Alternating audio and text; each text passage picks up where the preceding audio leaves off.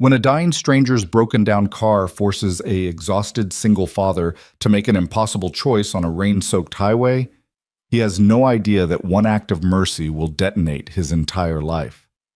Within 24 hours, Ethan Cross will lose everything he's worked for, publicly humiliated, jobless, watching his daughter's future crumble. But the old man he saved wasn't helpless. He was watching. And when the truth explodes inside that diner, every person who chose cruelty over compassion will learn that karma doesn't wait. It arrives in a black sedan with tinted windows. If you stay until the end, you'll witness justice so perfect it'll give you chills. Hit that like button and drop your city in the comments. Let's see how far this story travels tonight. The rain came down like nails. Ethan Cross gripped the steering wheel of his '98 Ford pickup, knuckles white against cracked leather, eyes burning from 12 straight hours on his feet. The digital clock on the dashboard blinked 11:47 p.m. in angry red numbers. His lower back screamed, his feet throbbed inside worn sneakers that had given up arch support somewhere around month 9. The smell of fryer grease clung to his hair, his clothes, probably his skin by now. He just wanted home, wanted to collapse into bed, wanted 6 hours of unconsciousness before doing it all over again. But the universe, as it often did, had other plans. The headlights caught it first. A dark shape hulked on the shoulder, hazard lights blinking weakly through the downpour. As Ethan's truck drew closer, details emerged. A sedan, expensive-looking even through the rain-blurred windshield, hood propped open, white smoke billowing into the storm. And beside it, barely visible, a figure hunched against the elements. Ethan's foot moved toward the brake, then hesitated. "Keep driving," whispered the exhausted part of his brain. "Not your problem. You've got Mia waiting. You've got work in 7 hours. You've got nothing left to give." His truck rolled past. The rearview mirror caught the scene shrinking behind him, that lone figure, that smoking car, that plea for help dissolving into darkness and rain. 3 seconds. That's how long his conscience lasted. Ethan's jaw clenched. His hands turned the wheel before his mind fully approved the decision. The truck's tires crunched gravel as he pulled a U-turn, headlights sweeping back toward the stranded vehicle. Sarah would have stopped, he thought, and immediately wished he hadn't. The memory hit like it always did, sudden, sharp, stealing his breath. Sarah, his wife, 3 years gone, taken by a drunk driver on a night not much different from this one. She'd been coming home from her nursing shift. Someone else's bad choices. Someone else's mistake. And Ethan's whole world had shattered across 6 lanes of interstate. He pulled up behind the sedan, put the truck in park, and killed the engine. Rain drummed against the roof like 1,000 impatient fingers. Through the windshield, he could see the figure more clearly now. An older man, 70-something, in what had probably been an expensive suit before the rain soaked through it. The man's silver hair was plastered to his skull. He looked miserable. He looked helpless. He looked exactly like someone who needed help. Ethan grabbed the emergency poncho from behind the seat, a ratty yellow thing Mia had decorated with permanent marker flowers last summer, and pushed open the truck door. The rain hit him immediately, cold and mean, finding every gap in his clothing within seconds. "Hey!" Ethan called, jogging toward the man. "You all right?" The stranger turned, and Ethan saw it in his eyes. That particular shade of relief that comes when you've been standing in the rain long enough to forget what dry feels like. The man was trembling, either from cold or age or both. Thank you," the man said, voice rough. "I didn't think anyone would stop." "Most people wouldn't," Ethan admitted, draping the poncho over the man's shoulders. It was too small, but better than nothing. "Engine trouble?" "I'm not sure. It just started smoking, and I'm not very good with cars." The man's hands shook as he pulled the poncho tighter. "I tried calling for a tow, but there's no service out here." Ethan glanced at the sedan. Even in the dark, even covered in rain, he could tell it was high-end. Mercedes, maybe. The kind of car that cost more than Ethan made in 2 years. The kind of car that belonged to someone who probably had roadside assistance and a warm house waiting and people who gave a damn. But right now, that didn't matter. Right now, the man was just cold and wet and stranded. "You got someplace nearby?" Ethan asked. "Someone you can call once we get to where there's cell service?" The man hesitated. I... No. I was driving back from a business meeting and I'm not from around here. Hotel? I hadn't arranged anything yet. I thought I'd make it home tonight, but he gestured helplessly at the smoking engine. Ethan ran the calculations in his head. The nearest town with a decent hotel was 40 minutes back the way he'd come. The nearest 24-hour tow service was probably twice that. His apartment was 15 minutes ahead. Mia was with Mrs. Chen next door, had been since 5 p.m., probably asleep by now. This was the smart moment to drive the man to town, drop him at a hotel, wish him well, and go home. Sarah's voice whispered in his memory. When did we start measuring kindness by convenience? Look, Ethan said, I've got a couch. It's not much, but it's dry and warm. You can crash there tonight, and in the morning when the rain stops, we'll get your car sorted. The man stared at him like Ethan had just offered him a kidney. You could possibly freeze to death out here, Ethan interrupted, or catch pneumonia, or get hit by some idiot driving too fast in the rains. So yeah, you could possibly take the couch. For a long moment, the only sound was rain beating against metal and pavement. The man's eyes searched Ethan's face, looking for what? Ulterior motives? Signs of danger? Whatever he found must have satisfied him because his shoulders sagged in surrender. Thank you, he said quietly. Truly, I don't even know your name. Ethan Cross. He stuck out his hand. The man took it. His grip was firm despite the trembling. Graham Whitaker. Something about the name tickled the back of Ethan's mind, but exhaustion had turned his brain to sludge. He probably just reminded Ethan of some customer at the diner. Nice to meet you, Graham. Now let's get out of this rain before we both need hospitalization. They locked up the sedan, Graham retrieving a small overnight bag from the trunk, and climbed into Ethan's truck. The heater rattled to life, blasting lukewarm air that smelled like old French fries and broken dreams. Graham didn't complain. He just sat there, hands pressed against the vents, eyes closed in silent gratitude. Ethan pulled back onto the highway. The rain showed no signs of letting up. His headlights carved tunnels through the darkness, revealing nothing but wet asphalt and the occasional reflective road sign. You must think I'm pathetic, Graham said suddenly. A grown man. Can't even handle a simple breakdown. I think you're human, Ethan replied. Stuff happens. Cars break, rain falls. None of us are as in control as we pretend to be. Graham glanced at him. That sounds like experience talking. Yeah, well. Ethan kept his eyes on the road. Life's got a way of teaching lessons whether you want them or not. They drove in silence for a while. The truck's tires hissed against wet pavement. The radio crackled with static. Ethan had given up on fixing the antenna months ago.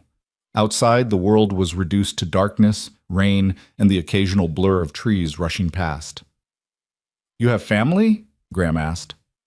Someone waiting for you. A daughter, Mia. She's 6. Ethan couldn't help the smile that crept into his voice.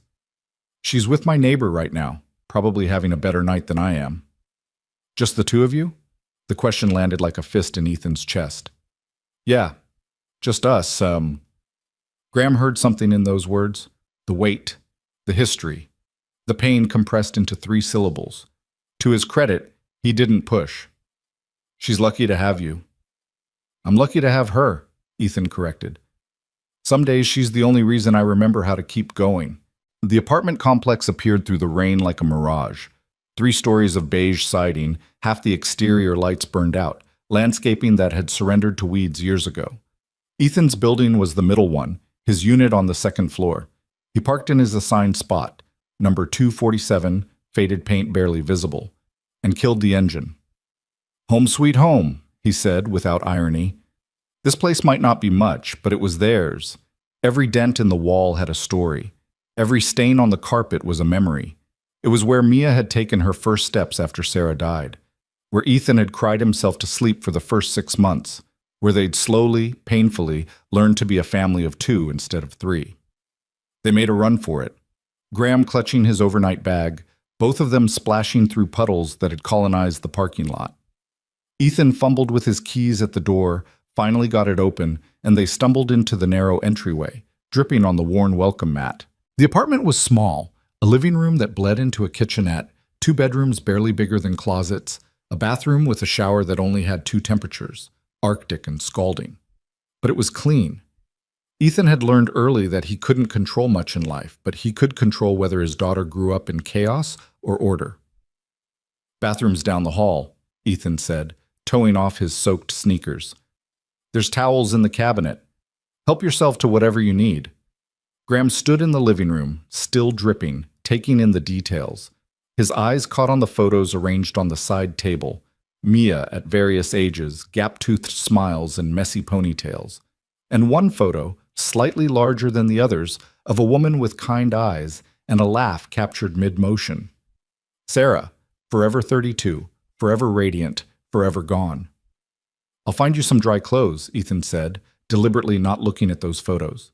"Might be a little big, but better than sleeping in wet stuff." He disappeared into his bedroom and emerged with sweatpants and a t-shirt, both worn soft from years of washing. Graham had moved to the window, looking out at the rain-slicked parking lot below. "This is very kind of you," Graham said, accepting the clothes, "especially when you don't know anything about me." "I know you needed help and I could give it," Ethan replied. "That's enough." Graham studied him with an expression Ethan couldn't quite read. "Not everyone thinks that way." "Yeah, well, maybe they should." While Graham changed in the bathroom, Ethan checked in with Mrs. Chen, a quick text confirming Mia was asleep and all was well. Then he pulled sheets and a pillow from the hall closet and made up the couch. It wasn't the Ritz, but it was better than a broken-down car in a rainstorm. Graham emerged looking more human, less like a drowned businessman. The sweatpants pooled around his ankles and the t-shirt hung loose, but warmth had returned to his face. "Thank you," he said again. "I don't think I can say it enough." "You can stop trying," Ethan said. "I'm going to grab a shower and crash. There's water in the fridge if you get thirsty. Bathroom's yours if you need it. And if you hear a tiny tornado wake up around 6 a.m., that's just Mia." Graham smiled, the first real smile Ethan had seen from him. "I'll try to be prepared." "Good luck with that. Nobody's ever actually prepared for Mia." Ethan trudged to his bedroom, every muscle in his body staging a protest. The hot shower helped. Not enough, never enough, but it washed away the grease smell and some of the exhaustion. He stood under the spray longer than he should have, letting the water hammer against his shoulders, trying to convince his body that tomorrow wouldn't be just as hard as today. When he finally crawled into bed, his phone showed 1:23 a.m. 5 hours until Mia's alarm. 5.5 until his own. The math was depressing, but at least it was familiar. This was his life now, exhaustion and obligations held together by coffee and stubbornness and the fierce love he had for his daughter. He closed his eyes and let sleep drag him under. The next thing he knew, small hands were shaking his shoulder and a familiar voice was stage whispering, "Daddy! Daddy! There's a man on our couch!" Ethan's eyes snapped open. Pale morning light filtered through the blinds. Mia stood beside his bed in her unicorn pajamas, eyes wide, hair sticking up in 17 different directions. "It's okay, sweetheart," he mumbled, brain still trying to reconnect with consciousness. "That's Graham. He needed a place to stay last night." "Did you kidnap him?" "What? No. Why would you?" "Connor at school says sometimes grown-ups kidnap other grown-ups for ransom." "Well, Connor at school watches too much TV." Ethan sat up, rubbing his face. "Graham's car broke down and I gave him a ride. That's all." Mia considered this with the gravity of a Supreme Court justice. "Is he nice?" "Very nice. But he's probably still sleeping, so let's be quiet, okay?" "Okay." She didn't move, just stood there, studying him with those eyes that were too much like Sarah's, same shade of hazel, same way of looking right through you. "What?" Ethan asked. "Mrs. Chen says you work too hard. Mrs. Chen worries too much. She says you look tired all the time." "That's just my face, baby." Mia frowned. "That's not your face. That's what your face looks like when you're tired." 6 years old and already too smart for her own good. Ethan pulled her into a hug, breathing in the scent of her strawberry shampoo. "I'm fine, Mia Bean, I promise." "Pinky promise?" He linked his pinky with hers. "Pinky promise." "Okay." She pulled back, satisfied. "Can I have cereal?" "Yes, but quiet cereal. Graham's sleeping. There's no such thing as quiet cereal, Daddy. Cereal is crunchy. Then chew quietly. She gave him a look that clearly communicated her opinion of this instruction, but padded out of the room. Ethan checked his phone. 6:47 a.m. He had 13 minutes before he needed to start getting ready for the diner. He found Mia in the kitchen, balanced on a chair, reaching for the cabinet where they kept the cereal boxes. Graham was still on the couch, seemingly asleep. But Ethan caught the subtle tension in his shoulders that suggested awareness. "Morning," Ethan said quietly. Graham's eyes opened. "Good morning.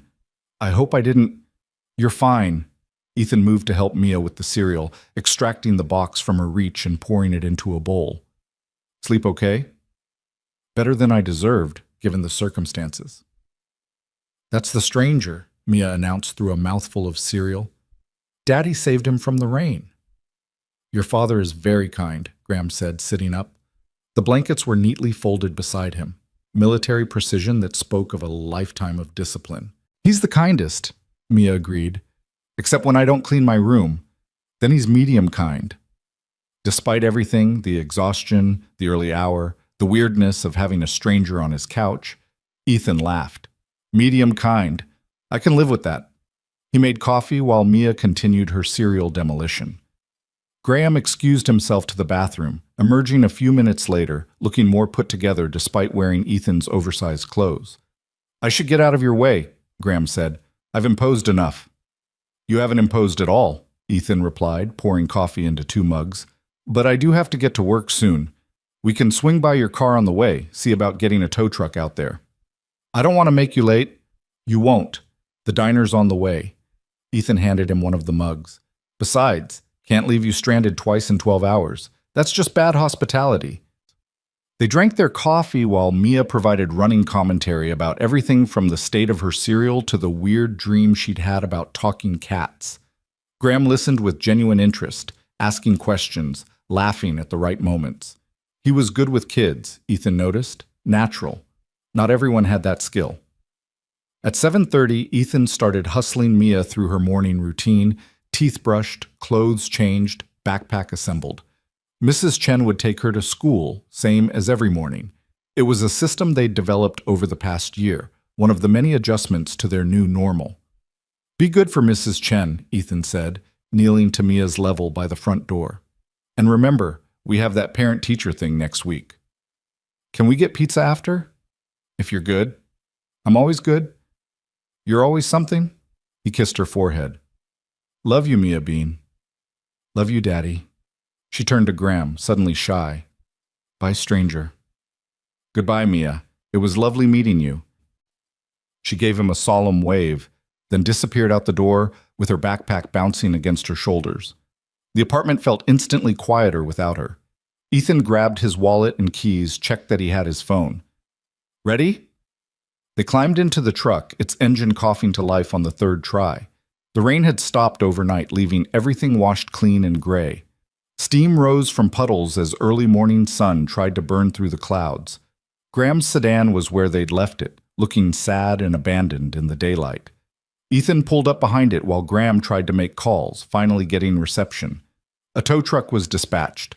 30 minutes out, they said. "You don't have to wait," Graham said. "You've already done more than enough." "You sure? I've got a few minutes." "I'm sure." "Go. You'll be late."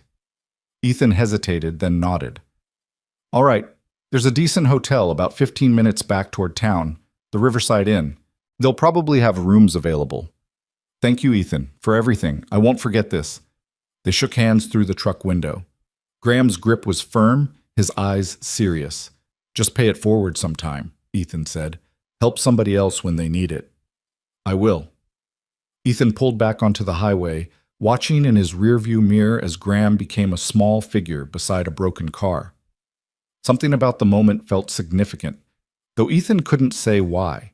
Maybe it was just the strangeness of the past 12 hours, the randomness of stopping, the vulnerability of inviting a stranger home, the odd intimacy of shared coffee in the early morning. Or maybe it was simpler than that. Maybe sometimes you help people because you can, and that's the whole story, and there doesn't need to be more. The Riverside Diner came into view at 8:17 a.m., A long, low building with chrome accents and windows that hadn't been properly cleaned in months. The parking lot was half full, breakfast rush winding down, the usual mix of truckers and early birds and people with nowhere better to be. Ethan parked and checked his reflection in the rear view mirror. He looked like death warmed over. Dark circles, hair that had dried weird after last night's rain, the general expression of someone running on fumes. You can do this, he told himself. 8 hours, then home, then sleep. You can do 8 hours.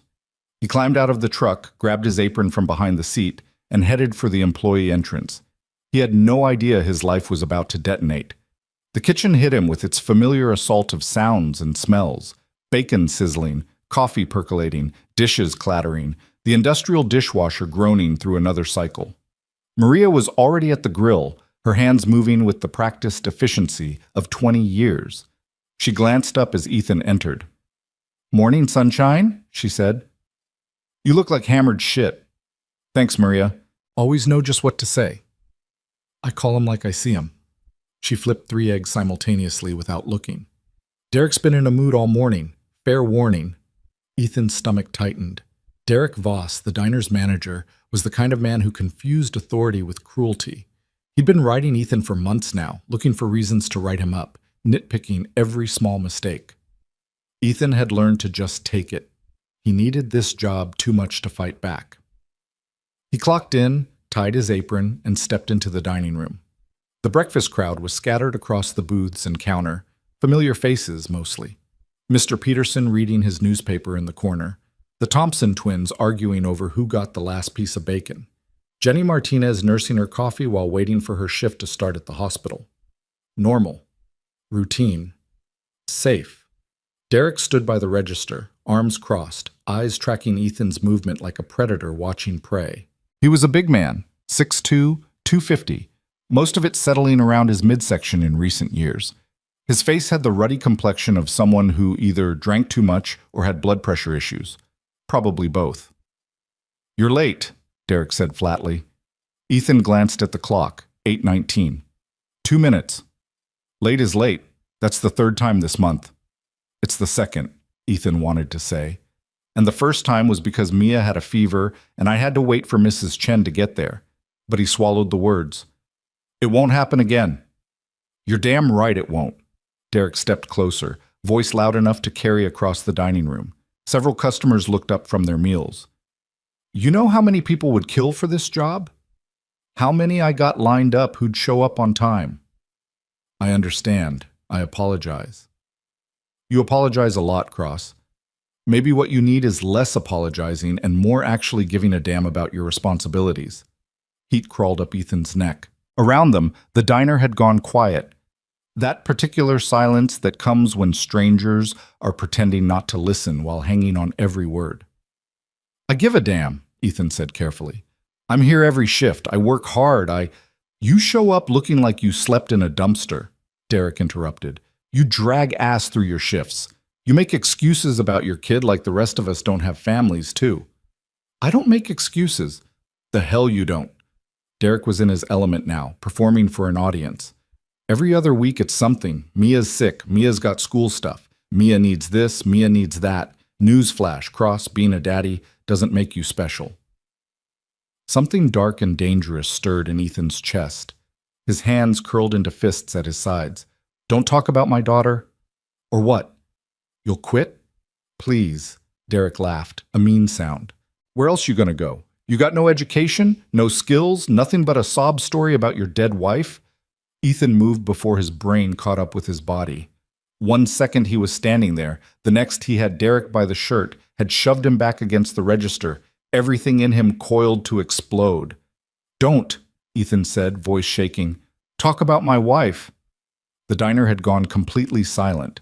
Even the kitchen sounds seemed to have stopped. Every eye was on them. Derek's face had gone from red to purple. But his eyes held triumph. "Get your hands off me." Ethan realized what he'd done, realized what Derek had wanted him to do all along. He let go, stepped back, hands shaking. "You just assaulted me," Derek said, adjusting his shirt with exaggerated care. "In front of witnesses." "I didn't." Everyone saw it. You put your hands on me. That's assault. Derek pulled his phone from his pocket, made a show of texting. I'm reporting this to the owner, and I'm firing you, effective immediately. Derek, please, get out, now, before I call the cops and have you arrested. Ethan stood frozen. Everything in him wanted to fight, to argue, to make this right. But the truth was crushing and simple. He'd lost. Derek had baited him perfectly, and he'd taken it. I need this job, Ethan said quietly. I've got my daughter. I've got rent. I should have thought of that before you attacked me. Derek pointed at the door. Out. Don't come back. I see you on this property again. I'm calling the police. Ethan's vision blurred. Not tears. He wouldn't give Derek the satisfaction, but something like them. The walls of his carefully constructed life were crumbling, and there was nothing he could do to stop it. He untied his apron with numb fingers, set it on the counter, walked toward the door while everyone watched, customers who'd known him for years, coworkers who'd shared shifts, all of them silent witnesses to his humiliation. His hand was on the door when Derek spoke again. Hey, Cross? Ethan turned. Derek smiled. Good luck explaining to your kid why Daddy can't keep a job. The door slammed behind Ethan harder than he meant it to. The morning air hit him like a slap, cold, crisp, carrying the smell of rain and pavement. The parking lot stretched before him, his beat-up truck sitting in its spot like a monument to everything he couldn't afford to lose and just had anyway. His phone buzzed. A text from Mrs. Chen. Mia asked if you're picking her up today, or me. Let me know. Ethan stared at the message, couldn't make his fingers work to type a response. How did he explain this? What words existed to tell his daughter that he'd blown up everything they had because he couldn't keep his temper in check? He slid down against his truck's tire until he was sitting on the wet pavement, back against the metal, staring at nothing. The diner's windows glowed with warm light and normal people doing normal things. Inside, the world kept turning. Out here, his had just stopped. His phone buzzed again. Mrs. Chen probably wondering why he hadn't responded. Or maybe the landlord, somehow already knowing the rent was about to be late. Or the universe, just piling on because why the hell not? But when he looked at the screen, it wasn't a text. It was a notification about his bank account. He opened it without thinking, some masochistic impulse to see exactly how bad things were. Balance. $247.63. He had $247 to his name. Rent was $850, due in 12 days. He'd been counting on his next 2 paychecks to cover it, with a little left over for groceries and Mia's school supplies. Now he had nothing. No job, no prospects, no plan.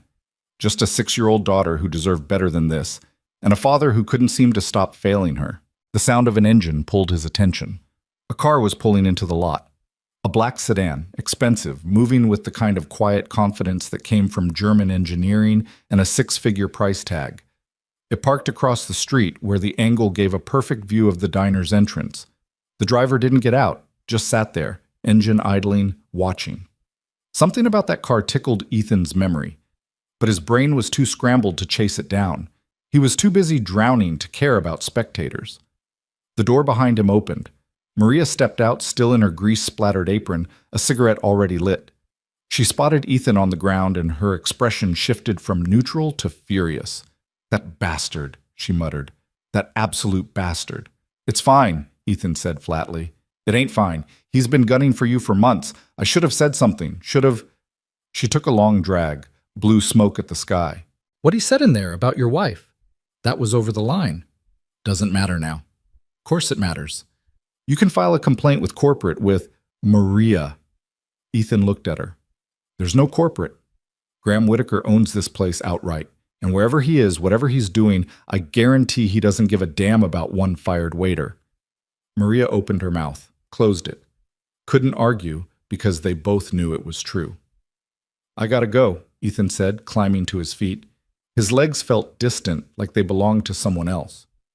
Thanks for, you need anything, money, a reference, anything, you call me, okay? He nodded, didn't trust his voice to work. The truck started on the first try, which felt like the universe's idea of a joke. Everything else in his life was falling apart, but sure, the engine cooperated.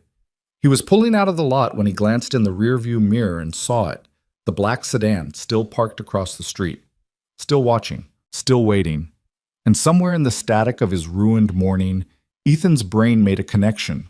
That car, that particular luxury sedan, the same model that had been smoking on the highway last night, the same car Graham Whitaker had been driving. But that was impossible. Graham was probably at a hotel by now, or back on the road, or anywhere but here. The world didn't work that way. You didn't help a stranger one night and have them show up to watch your life implode the next morning. Except the car wasn't moving, wasn't leaving, was just there, watching the diner like it was waiting for something. Ethan shook his head, dismissed it, his imagination filling gaps, his desperate brain looking for meaning where none existed. Graham Whitaker was gone. The kindness of last night was over, and Ethan was completely, utterly alone. He drove home through streets that seemed grayer than they had an hour ago, every red light a small torture, every minute bringing him closer to having to figure out what came next. The apartment building looked more run down in daylight, paint peeling, shutters hanging crooked, the whole place sagging under the weight of too many deferred repairs. Inside, the silence was crushing. No Mia to fill the space with questions and laughter, no routine to follow, just him and the wreckage of his morning and the slow, terrible understanding that he'd destroyed everything. He sat on the couch, the same couch where Graham had slept, and put his head in his hands. What now? The question echoed in the empty room, unanswered and unanswerable. He'd figure something out. He always did. That's what you did when you had a kid depending on you. You figured it out, even when it seemed impossible. But sitting there in his quiet apartment, with the rent check ticking like a time bomb and his bank account showing triple digits, Ethan couldn't see the path forward. All he could see was the look on Derek's face when he'd smiled and told Ethan to explain this to his daughter. All he could feel was the weight of one more failure to add to the pile. And all he could hope was that maybe, somehow, he'd find a way through this before everything completely collapsed. He didn't know that across town, in that black sedan still parked across from the diner, Graham Whitaker was making a phone call. He didn't know that what he'd witnessed in that diner had changed something fundamental in a very powerful man's mind. He didn't know that sometimes the universe doesn't just pile on. Sometimes, when you least expect it, it gives back. The hours crawled by like wounded animals. Ethan sat on that couch until his legs went numb, staring at nothing, his mind running through scenarios that all ended the same way. Eviction, hunger, Mia's face when she realized Daddy couldn't protect her from the world anymore. Around noon, he forced himself to move, made a sandwich he couldn't taste, checked job listings online that all required experience he didn't have, or schedules that wouldn't work with Mia's school, applied to 3 anyway, knowing nothing would come of it. His phone rang at 2:17 p.m. Mrs. Chen. Ethan? Just confirming, am I getting Mia from school today? He closed his eyes. Yeah, please. Something came up at work. Everything all right? Her voice carried that particular tone of concern that made Ethan's throat tight. Fine. Just a schedule thing. I'll pick her up from your place around 6. Of course. Take your time. He hung up before she could ask more questions. Before his voice could crack and give away that nothing was fine, everything was burning, and he had no idea how to put out the fires. The apartment felt like a cage. He needed to move, to think, to do something other than sit here drowning in worst-case scenarios. He grabbed his keys and headed out, no destination in mind, just driving to keep the panic at bay. The truck took him past the elementary school where Mia would be finishing her day, past the grocery store where they shopped every Sunday, Mia riding in the cart even though she was getting too big for it, past the park with the swings she loved. Every familiar landmark felt like a countdown now. How many more times would they get to do these things before everything fell apart? He found himself on the highway without planning it, heading in the direction of last night's rescue. The shoulder where Graham's car had broken down was empty now. No sedan, no evidence anyone had been stranded there. Just wet gravel and tire tracks and the memory of a choice that felt like it belonged to a different person. Should have kept driving, Ethan thought bitterly. Should have stayed in my lane, minded my business, gotten home safe. Maybe then I would have had an extra hour of sleep, wouldn't have been so fried this morning, would have kept my cool when Derek started his shit. But even as the thought formed, he knew it was a lie. Derek had been hunting for an excuse for months. If it hadn't been today, it would have been next week, next month. The ending had been written the moment Derek decided Ethan was weak enough to target. His phone buzzed. Unknown number. Probably spam. He almost didn't answer, but some desperate part of him hoping for a miracle made him pick up. Hello? Is this Ethan Cross? The voice was professional, female, unfamiliar. Yeah, who's this? My name is Patricia Holbrook. I'm calling from the Riverside Diner regarding… Look, I already got fired, Ethan interrupted. If Derek wants to pile on more, tell him Mr. Cross, please. I'm not calling about your termination. I'm calling about a complaint that was filed this morning. Ethan's grip tightened on the wheel. What complaint? A witness reported observing your dismissal and was concerned about the circumstances. They've requested a formal review of the incident. A witness? Ethan's mind raced. Maria? One of the customers? Who? I'm not at liberty to say, but we take allegations of workplace misconduct very seriously, and we'd like you to come in tomorrow morning to give your account of what happened. Derek already gave his account. He said I assaulted him. Yes, we have his statement. Now we'd like yours. Would 10 a.m. work? Ethan pulled into a gas station parking lot, needing to focus. Why? What difference does it make? He's the manager. I'm nobody. Patricia's voice softened slightly. Mr. Cross, every employee deserves due process. Even if the outcome doesn't change, you have a right to tell your side. Will you come in? He wanted to say no, wanted to tell her it was pointless, that people like him didn't win against people like Derek, that the system was rigged from the start. But another part of him, the part that had stopped for Graham, that still believed the world could surprise you, whispered that maybe, just maybe, this was worth showing up for. 10 a.m., he said. Where? The main office.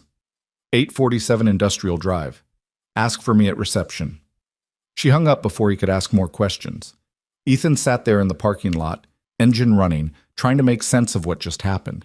A complaint, a review, due process. It felt like a trap, or a joke, or some new form of torture where they let him hope before crushing him completely. But he'd show up, because what else did he have to lose? The rest of the afternoon passed in a fog. He picked up Mia from Mrs. Chen's at 6, her backpack bouncing as she ran to him, her face lighting up like he was the best thing she'd seen all day. That look, pure, uncomplicated love, hurt worse than anything Derek had said. Daddy, guess what happened at recess? What happened, Mia Bean? Connor fell off the monkey bars and cried and said he broke his arm, but he didn't. He was just being dramatic. And then Emma said… She talked the whole drive home, her words tumbling over each other, and Ethan let them wash over him like a balm.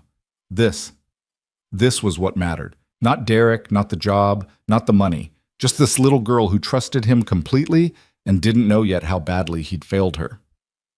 They made spaghetti for dinner, Mia's favorite, from a jar because Ethan had never mastered making sauce from scratch. She told him about her spelling test, got an A, and her art project, painting a rainbow that looked more like a blob, Daddy. But the teacher said it was creative. Normal conversation, normal evening, everything exactly the way it should be, except for the sword hanging over their heads that only Ethan could see.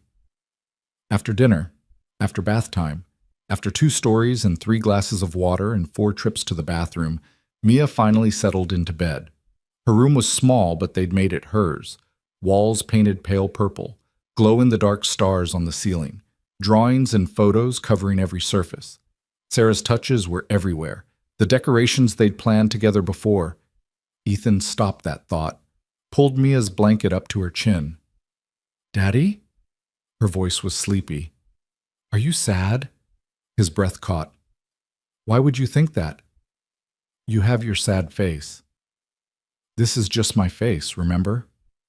No. She reached up, touched his cheek with small fingers. This is your sad face? You had it after Mommy went to heaven too.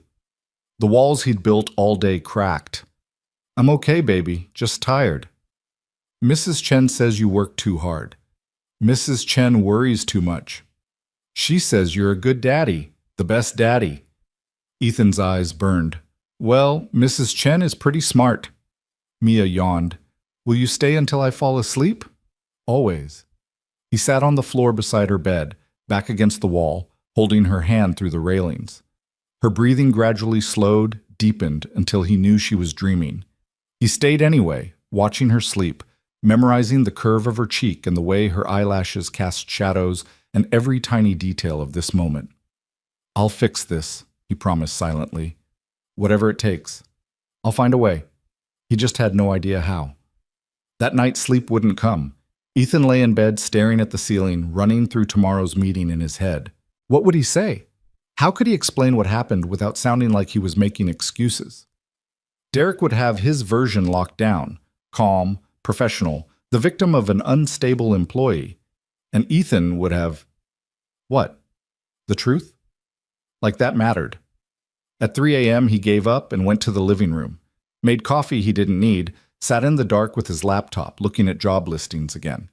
Dishwasher at a hotel, overnight shifts, wouldn't work. Retail at the mall, part-time, minimum wage, wouldn't cover rent.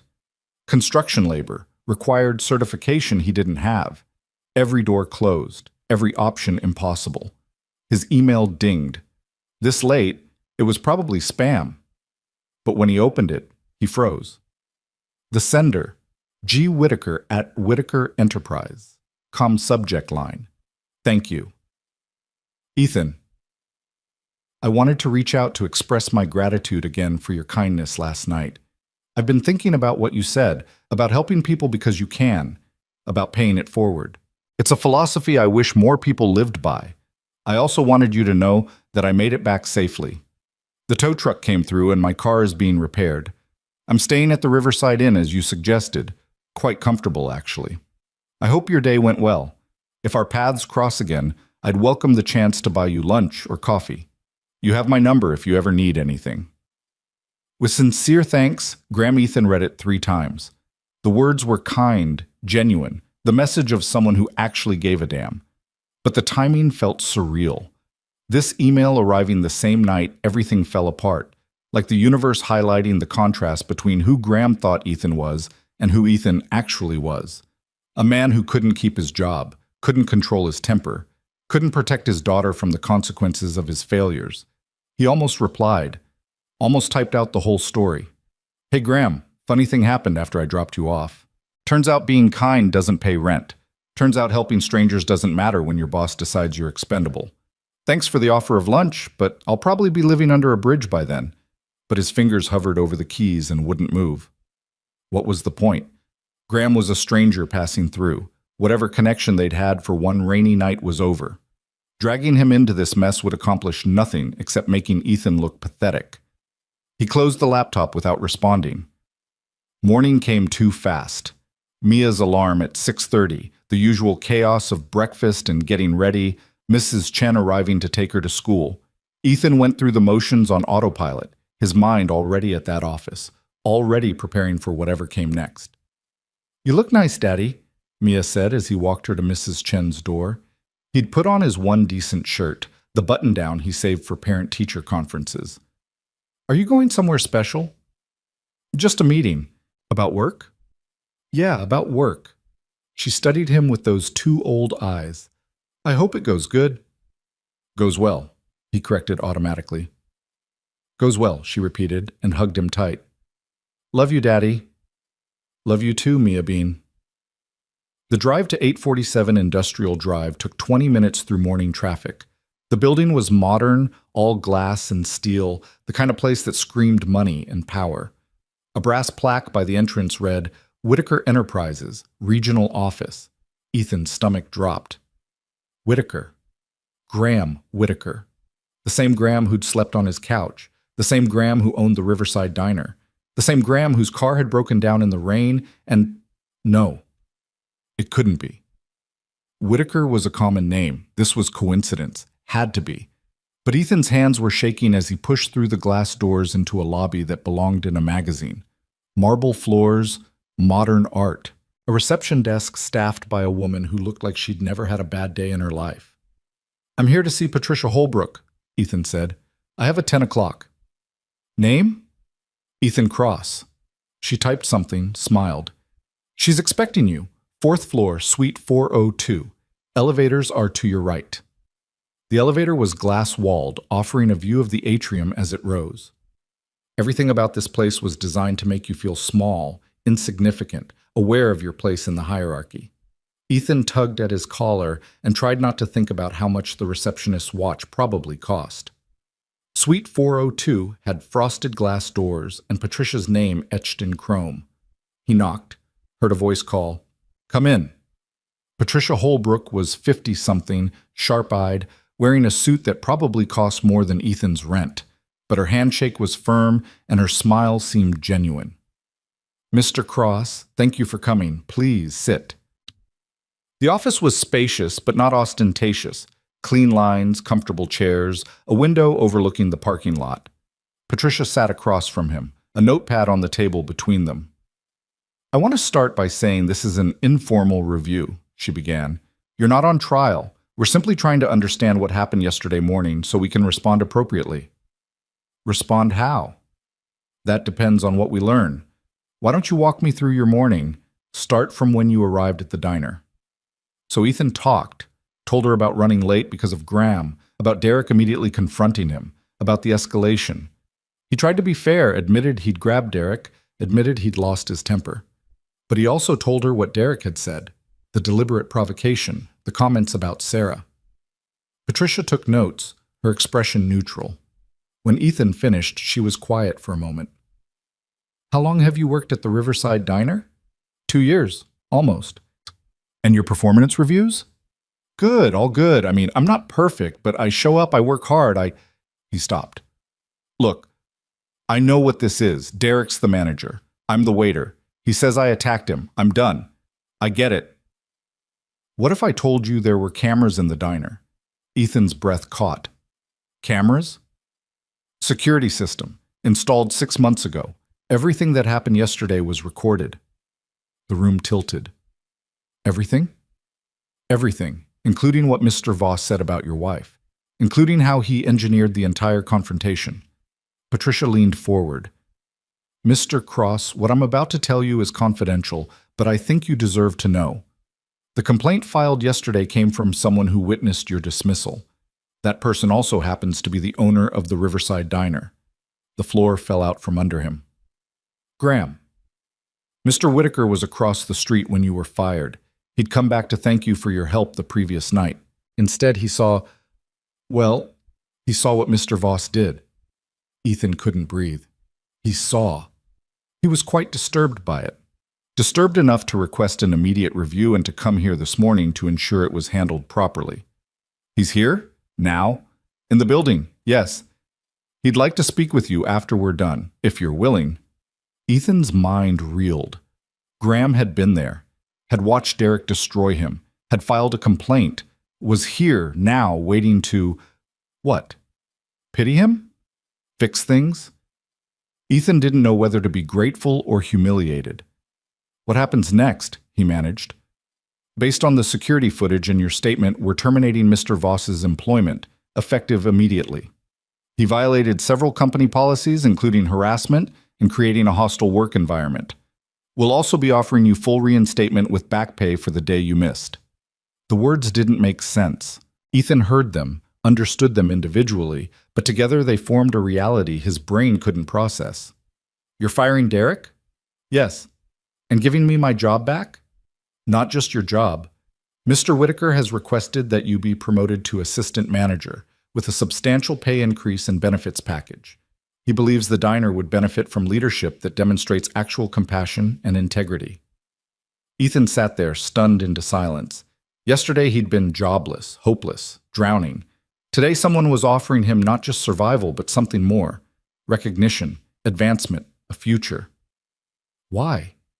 The word came out barely a whisper. "Why would he do this?" Patricia smiled. "You'd have to ask him that yourself. But if I had to guess, I'd say you reminded him what kindness looks like, and he wanted to return it." I can't." Ethan's throat was too tight to form words. "Take a moment. This is a lot to process." Patricia stood. "I'll let Mr. Whitaker know you're ready when you are. No pressure." She left, closing the door softly. Ethan sat alone in that expensive office, his whole world rearranging itself. 24 hours ago, he'd stopped for a stranger in the rain. Now that stranger was changing his life. It felt impossible. Felt like something from a movie, not real life. People like Ethan didn't get rescued. They just struggled through, survived if they were lucky, and tried not to drown. But here was proof, documented, official, real, that sometimes the universe didn't just take. Sometimes it gave back. A knock at the door.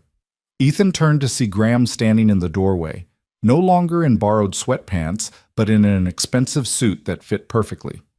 Still the same man, though, same kind eyes, same slightly concerned expression. "Hello, Ethan." "Graham, Ethan stood, suddenly aware of how he must look, rumpled shirt, exhausted face, completely out of his depth. "I don't know what to say." You don't have to say anything." Graham stepped inside, closed the door. "I'm the one who should be talking. May I?" Ethan nodded, and they both sat, not across the table like during the interview, but in chairs angled toward each other. The formal distance collapsed into something more human. "When you stopped for me 2 nights ago," Graham began, "I was having what you might call a crisis of faith. Not religious, I'm not a particularly spiritual man, but faith in people, in humanity. I'd just come from a business meeting where I watched supposedly good people argue for 2 hours about how to minimize costs by cutting employee benefits, insurance, sick days, the things that actually matter to people trying to live their lives." He paused, his hands folded in his lap. "I was driving home thinking about how much of my life I've spent in rooms like that, with people like that, and wondering if that's all the world is now. People protecting their own interests, nobody giving a damn about strangers. Then my car broke down," he continued, "and I stood in that rain for 40 minutes. 11 cars passed me, Ethan. 11. Some slowed down like they were thinking about it, then kept going. One person even honked, like I was in their way. By the time you stopped, I'd pretty much confirmed everything I'd been thinking, that I was alone, that everyone is alone, that kindness is dead." Graham's eyes met Ethan's. "And then you stopped. You didn't know who I was, didn't know if I was dangerous or crazy or going to rob you. You were exhausted. I could see it on your face. You had every reason to keep driving, but you didn't." "I couldn't just leave you there," Ethan said quietly. "Exactly. You couldn't, because despite everything you were dealing with, and I looked you up afterward, so I know about your wife, about raising your daughter alone, about how hard you work, despite all of that, you still had room in your life to care about a stranger. That doesn't make me special." "It absolutely does. It makes you exactly the kind of person I wish I saw more of in the world." Graham leaned forward. "Yesterday morning, I drove back to thank you. I was going to take you to breakfast, try to repay some small fraction of what you'd given me. Instead, I sat in my car and watched you get fired for being 2 minutes late after helping someone in need."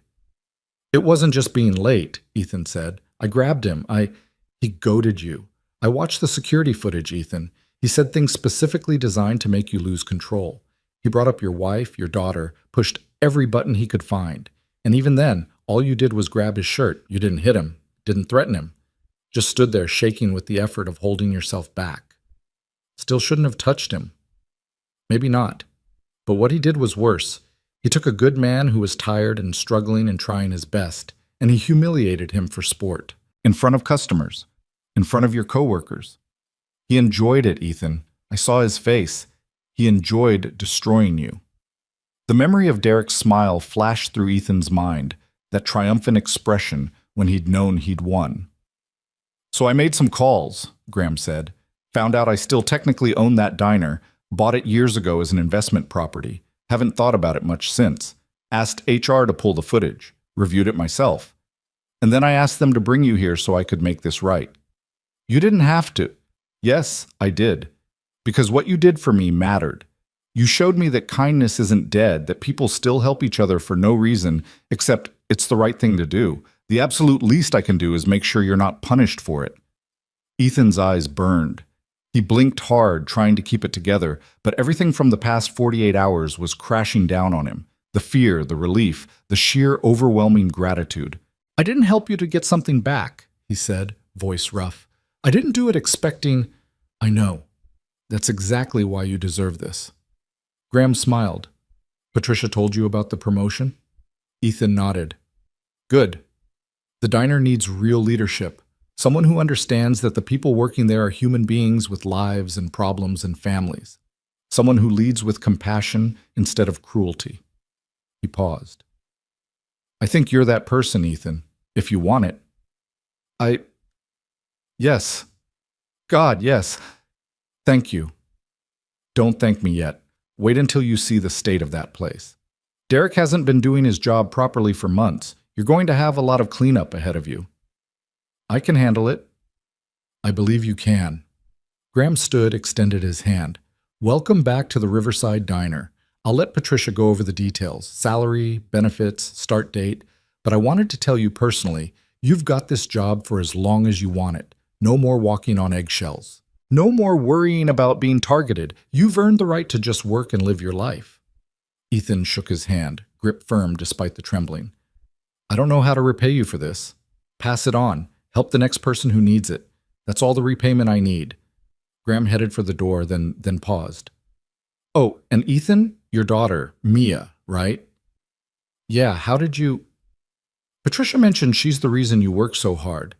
Well, you can tell her that her daddy just got a raise big enough to not have to work quite so many doubles. Maybe you two can have a few more dinners together. Maybe some weekends off. The words hit Ethan like a physical blow.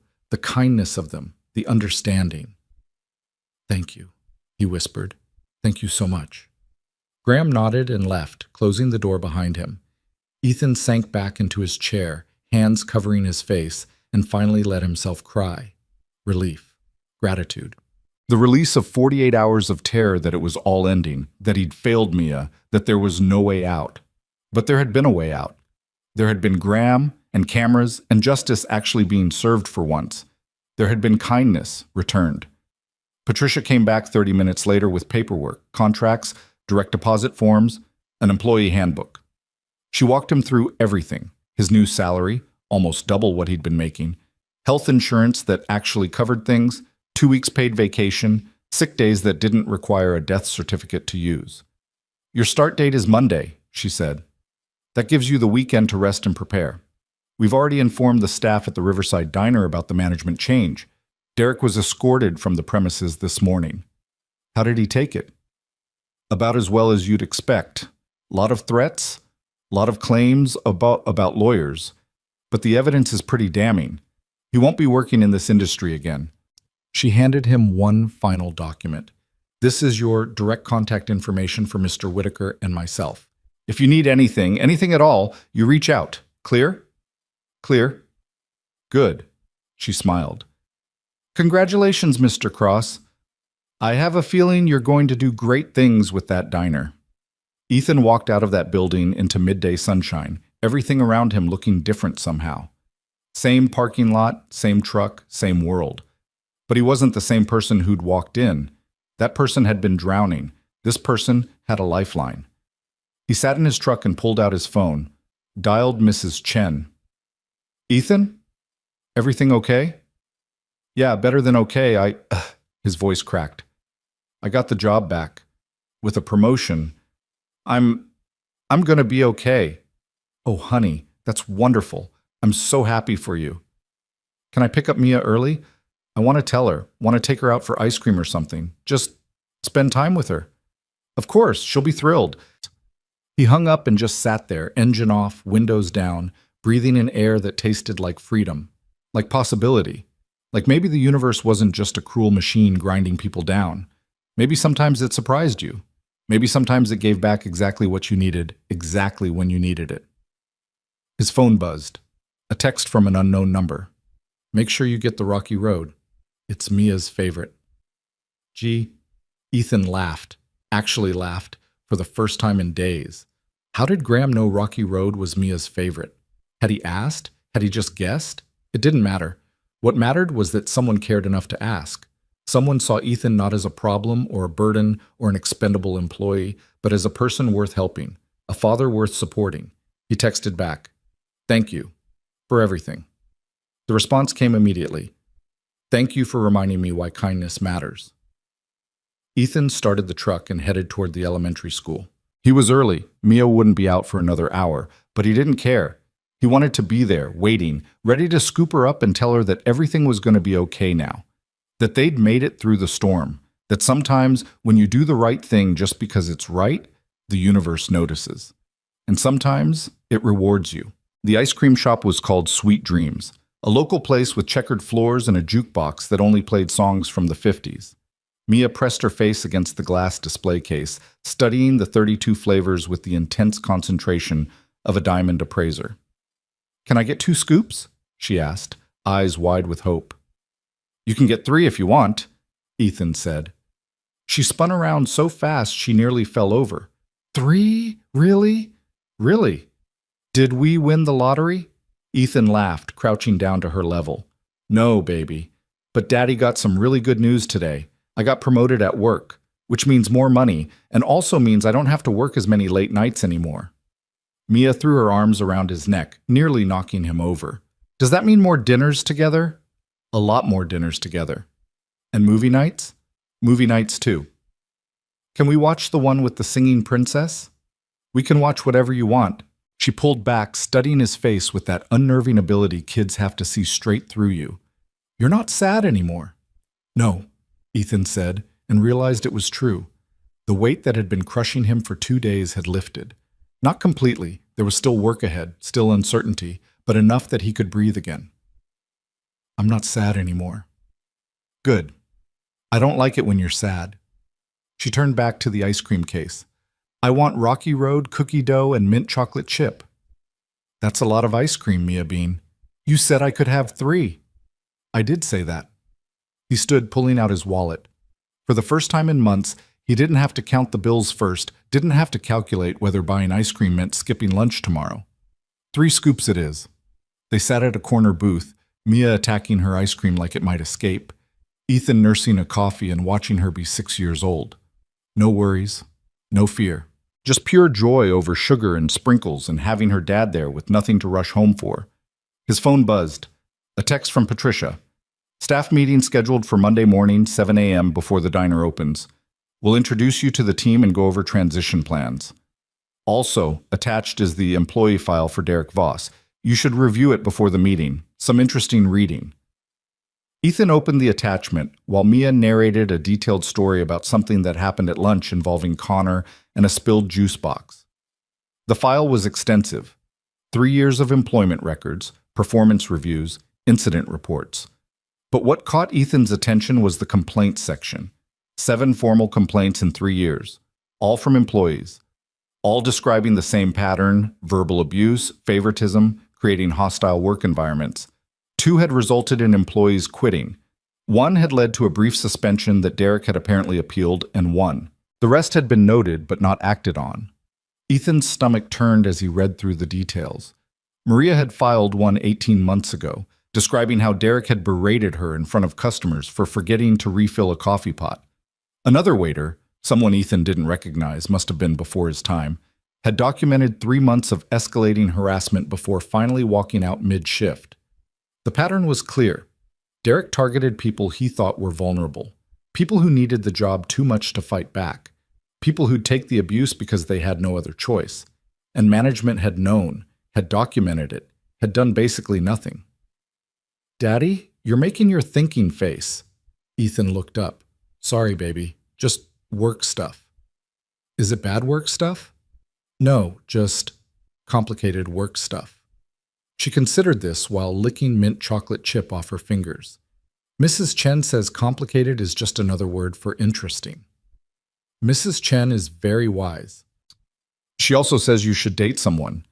Ethan nearly choked on his coffee. What? She told Mrs. Rodriguez from downstairs that you're too young to be alone forever and that you're a catch. Mia said this completely matter-of-factly, like she was reporting the weather. What's a catch? It means it's just something adults say. And Mrs. Chen should mind her own business. She says you're too focused on being sad about Mommy. The mention of Sarah sent a familiar ache through Ethan's chest. I'm not sad about Mommy. I miss her. That's different. Do you think she'd want you to be alone? The question came from a 6-year-old, but landed with the weight of something much older, much wiser. Ethan set down his coffee, giving her his full attention. Where's this coming from, Mia? She shrugged, suddenly fascinated by her ice cream. I was looking at pictures, the ones in your room. Mommy looks really happy in them. She was happy. We both were. So maybe she'd want you to be happy again, like with someone else. Not instead of her, but, so you're not alone. Ethan's throat tightened. Sarah would have loved this, their daughter, barely in first grade, trying to play matchmaker from beyond the grave. It was exactly the kind of beautiful, heartbreaking thing that made single parenthood feel like walking through a minefield of emotions. I'm not alone, he said gently. I have you. That's different. I'm your kid. You need a grown-up. I'll think about it. Okay? Okay. She went back to her ice cream, apparently satisfied with this answer. Crisis averted, childhood resumed. They finished their ice cream and headed home as the sun started its descent toward the horizon. The apartment looked different somehow, still small, still worn, but no longer suffocating. The same space that had felt like a cage 2 days ago now felt like shelter, like home. Ethan made dinner while Mia did homework at the kitchen table, her tongue sticking out in concentration as she worked through subtraction problems. Normal sounds filled the apartment, water running, pencil scratching paper, the hum of the refrigerator, everything exactly as it should be. After Mia went to bed, Ethan sat on the couch with his laptop, reading through the rest of Derek's file. The more he read, the angrier he got. Not hot anger, cold, calculated fury at a system that had let this continue for years, at managers who'd noted problems and done nothing, at Derek himself, who'd apparently seen kindness as weakness and had spent 3 years proving it. But beneath the anger was something else. Determination. He had a chance now to change things, to make sure the next person who worked at that diner didn't have to endure what he'd endured, what Maria had endured, what all of those complaint-filing employees had endured. His phone rang. Graham's name on the screen. Hello? Ethan, hope I'm not calling too late. No, it's fine. Mia just went to bed. Good. I wanted to check in, see how you're feeling about Monday. Ethan leaned back against the couch cushions. Honestly? Nervous. I've never managed anything before. What if I screw it up? You won't. You sound pretty confident for someone who's known me for like 48 hours. Graham chuckled. I'm confident because I've seen what matters. I've worked with plenty of managers who had all the training and credentials and still treated people like garbage. You have something more important. You actually give a damn. That's a pretty low bar. You'd be surprised how many people can't clear it. A pause. I reviewed Derek's file. Patricia sent it over. Yeah, I just finished reading it. It's bad, Graham. Really bad. How did nobody do anything? Because addressing it would have required admitting there was a problem. Would have meant investigating, potentially facing lawsuits, dealing with bad press. Much easier to just note the complaints and hope people quit quietly. That's not right. No, it's not. But it's common. Corporate culture often prioritizes protecting the company over protecting employees. Graham's voice hardened. Which is exactly why I want you in that position. You're not going to protect the status quo. You're going to fix what's broken. How do you know I won't just become another Derek? Because you know what it feels like to be on the receiving end. You'll remember. And if you ever forget, I trust you'll have people around you willing to remind you. Ethan thought about Maria, about the other staff members he barely knew, about everyone who'd suffered under Derek's management. They're probably going to hate me. They're probably going to think I got promoted because I kissed up to the owner. Let them think what they want. You'll prove yourself through actions. Speaking of which, papers rustled in the background. Patricia mentioned you'll have the authority to make staffing decisions. I want you to know you have my full support to hire, fire, or restructure however you see fit. That's a lot of trust for someone you barely know. I trust my instincts. They haven't steered me wrong yet. Another pause. There's something else. I've been thinking about expanding the diner's hours, maybe adding a weekend brunch service, more community outreach, but that's all secondary to making sure the people who work there are treated with dignity and paid fairly. I want you to review everyone's wages, see where we can make adjustments. You want me to give people raises? I want you to pay people what they're worth. There's a difference. Graham's voice softened. Ethan, I've spent 30 years building businesses, made a lot of money, employed a lot of people, but somewhere along the way I forgot that every employee is someone's father or mother or son or daughter. They're not just labor costs on a spreadsheet. They're humans with lives and problems and dreams. You reminded me of that. Now I want you to help me build something that reflects it. The weight of that responsibility settled onto Ethan's shoulders. Heavy, but not crushing. Challenging, but not impossible. I'll do my best. That's all anyone can ask. They hung up, and Ethan sat in the quiet apartment feeling something he hadn't felt in 3 years. Purpose. Not just survival, not just getting through each day. Actual purpose. A mission that mattered. He spent the rest of the evening making notes, ideas for changes, questions to ask, ways to rebuild trust with a staff that had been failed by management. By the time he finally crawled into bed after midnight, his head was spinning with possibilities. Monday morning arrived too fast. Ethan woke at 5 a.m., pulse hammering, stomach twisted in knots. He dressed carefully, his good shirt, ironed this time, pants that actually fit, shoes that weren't worn through at the heels. Stood in front of the bathroom mirror, giving himself a pep talk that sounded ridiculous, even to his own ears. You can do this. You're qualified. You care. That matters. Graham believes in you. That matters. You're not going to screw this up because you can't afford to screw this up. And, Daddy, why are you talking to yourself?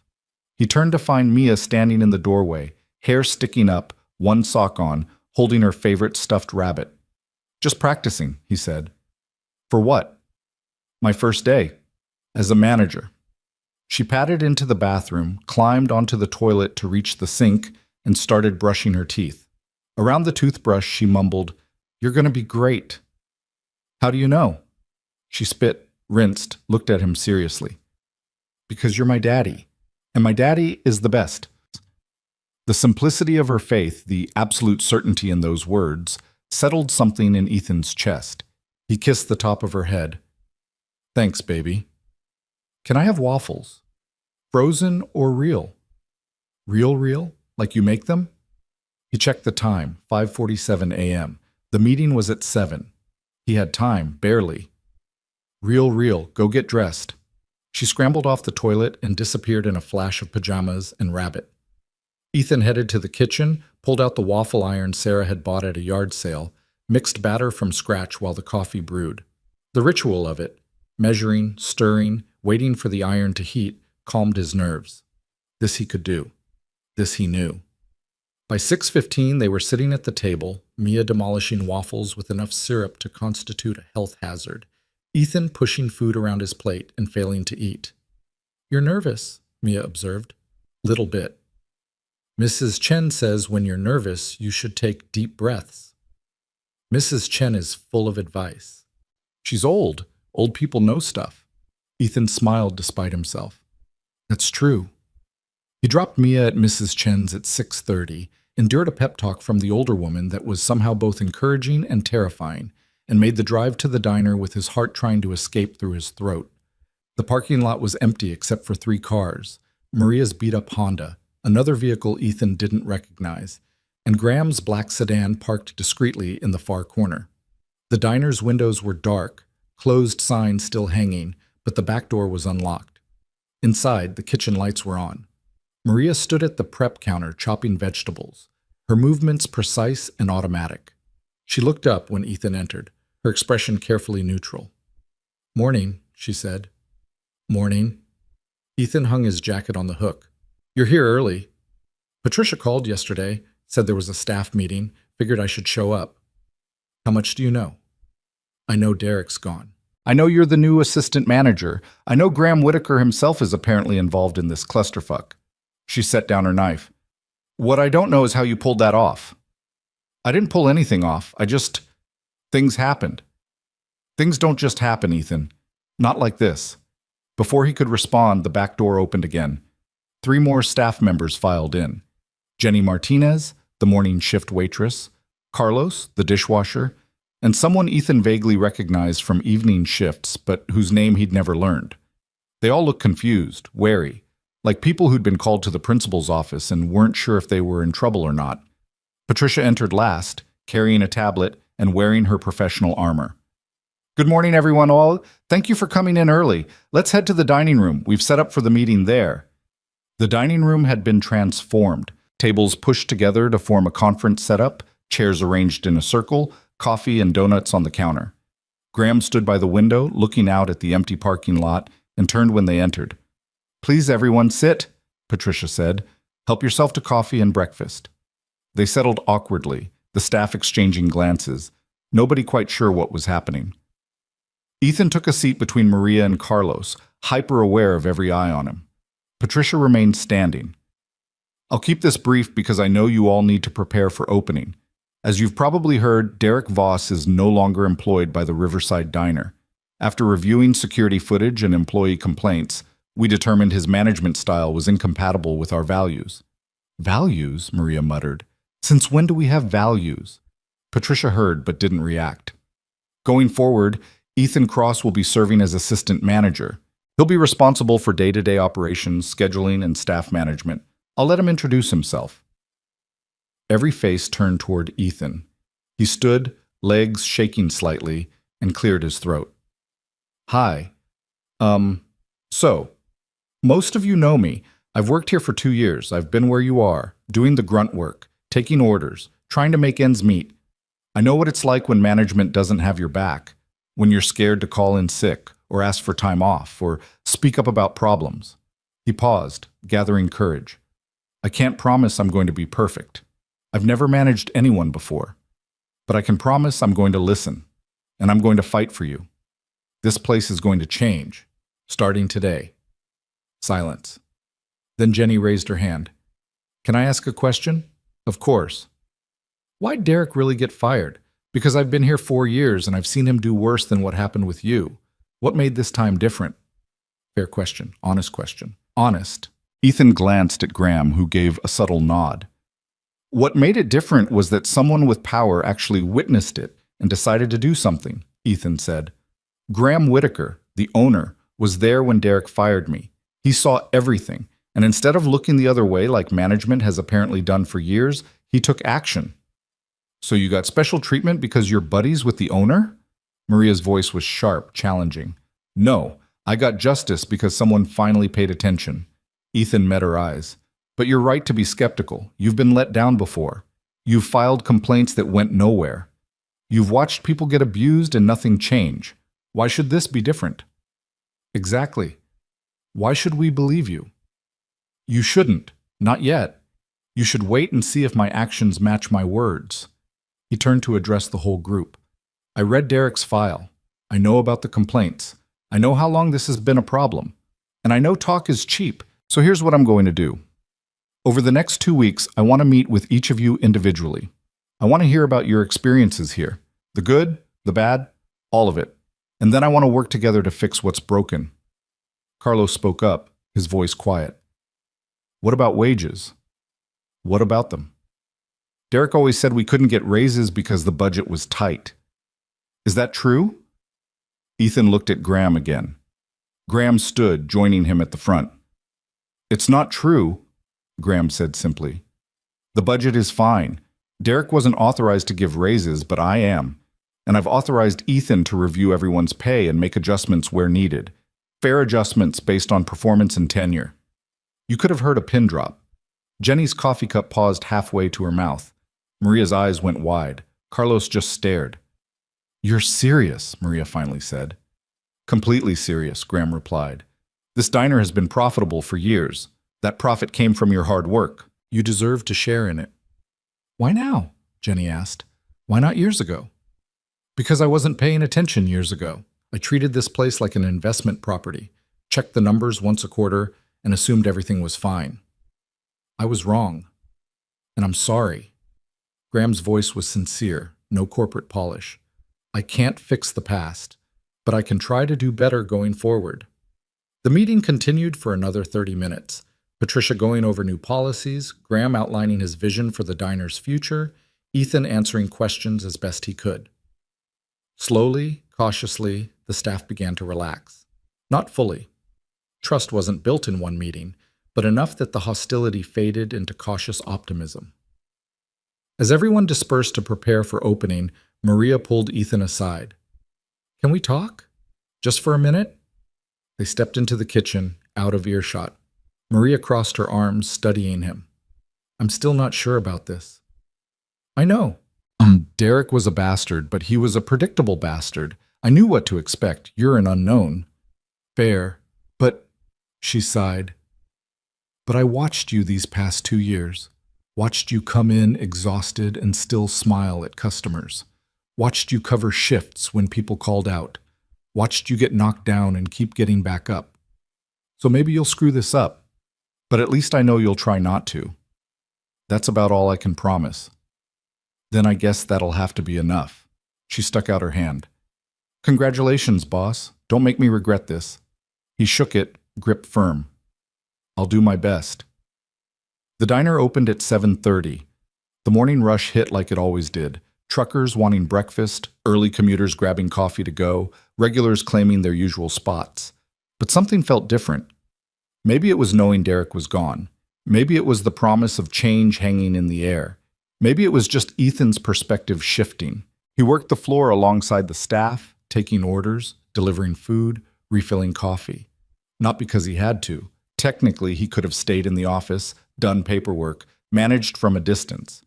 But because he wanted them to see him as part of the team, not above it. Around 10 a.m., during a lull, Graham appeared at the counter. He ordered coffee, black, and sat on one of the stools. "How's it going?" he asked. Ethan refilled his mug. "Weird. Good weird, but weird.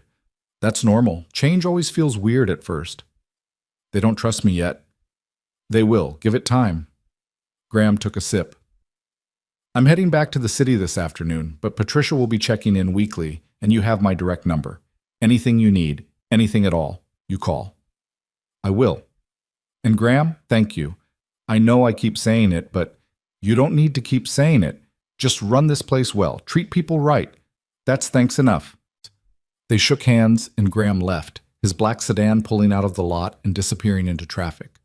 Ethan watched him go, feeling the weight of responsibility settle fully onto his shoulders now. This was real. This was happening.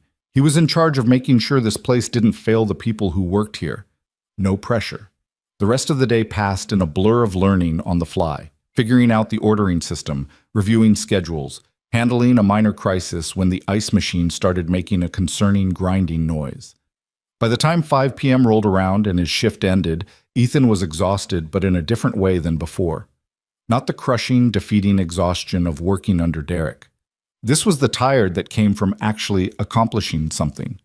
He picked up Mia from Mrs. Chen's, endured another round of questions about his day, and drove home. But when he pulled into the parking lot, something was different. A package sat outside his apartment door. A box, medium-sized, with his name on it. "What's that?" Mia asked, immediately interested. "I don't know. Let's find out." Inside, Ethan opened the box while Mia bounced on the couch next to him. Inside was a note on expensive cardstock. "Every manager needs the right tools. G." Beneath the note, a new laptop, a tablet, and a leather-bound notebook embossed with his initials. "Whoa," Mia breathed. "That's fancy." "Yeah," Ethan agreed, running his hand over the smooth leather. "Yeah, it is." That night, after Mia was asleep, Ethan sat at the kitchen table with the new notebook open in front of him.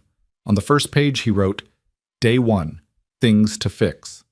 Then he started listing everything he'd noticed, everything that needed attention, every way the diner could be better. The list filled 2 pages, then 3, then 4. It was overwhelming. It was daunting. It was exactly what he needed to do. And for the first time in 3 years, Ethan Cross felt like maybe, just maybe, he was exactly where he was supposed to be. The first 3 weeks passed in a blur of 14-hour days and steep learning curves. Ethan threw himself into the work with an intensity that surprised even him, arriving before sunrise to review inventory, staying late to balance registers, spending every spare moment studying management techniques on the laptop Graham had sent. The staff watched him with cautious interest, waiting to see if the promises would translate into action. They didn't have to wait long. On his second Friday as assistant manager, Ethan called Maria into the small office behind the kitchen. She entered with her guard up, arms crossed, clearly expecting bad news. "Sit," Ethan said, gesturing to the chair across from his desk. "If this is about the eggs I burned yesterday, it's not." He pulled up a spreadsheet on his laptop, turned it so she could see.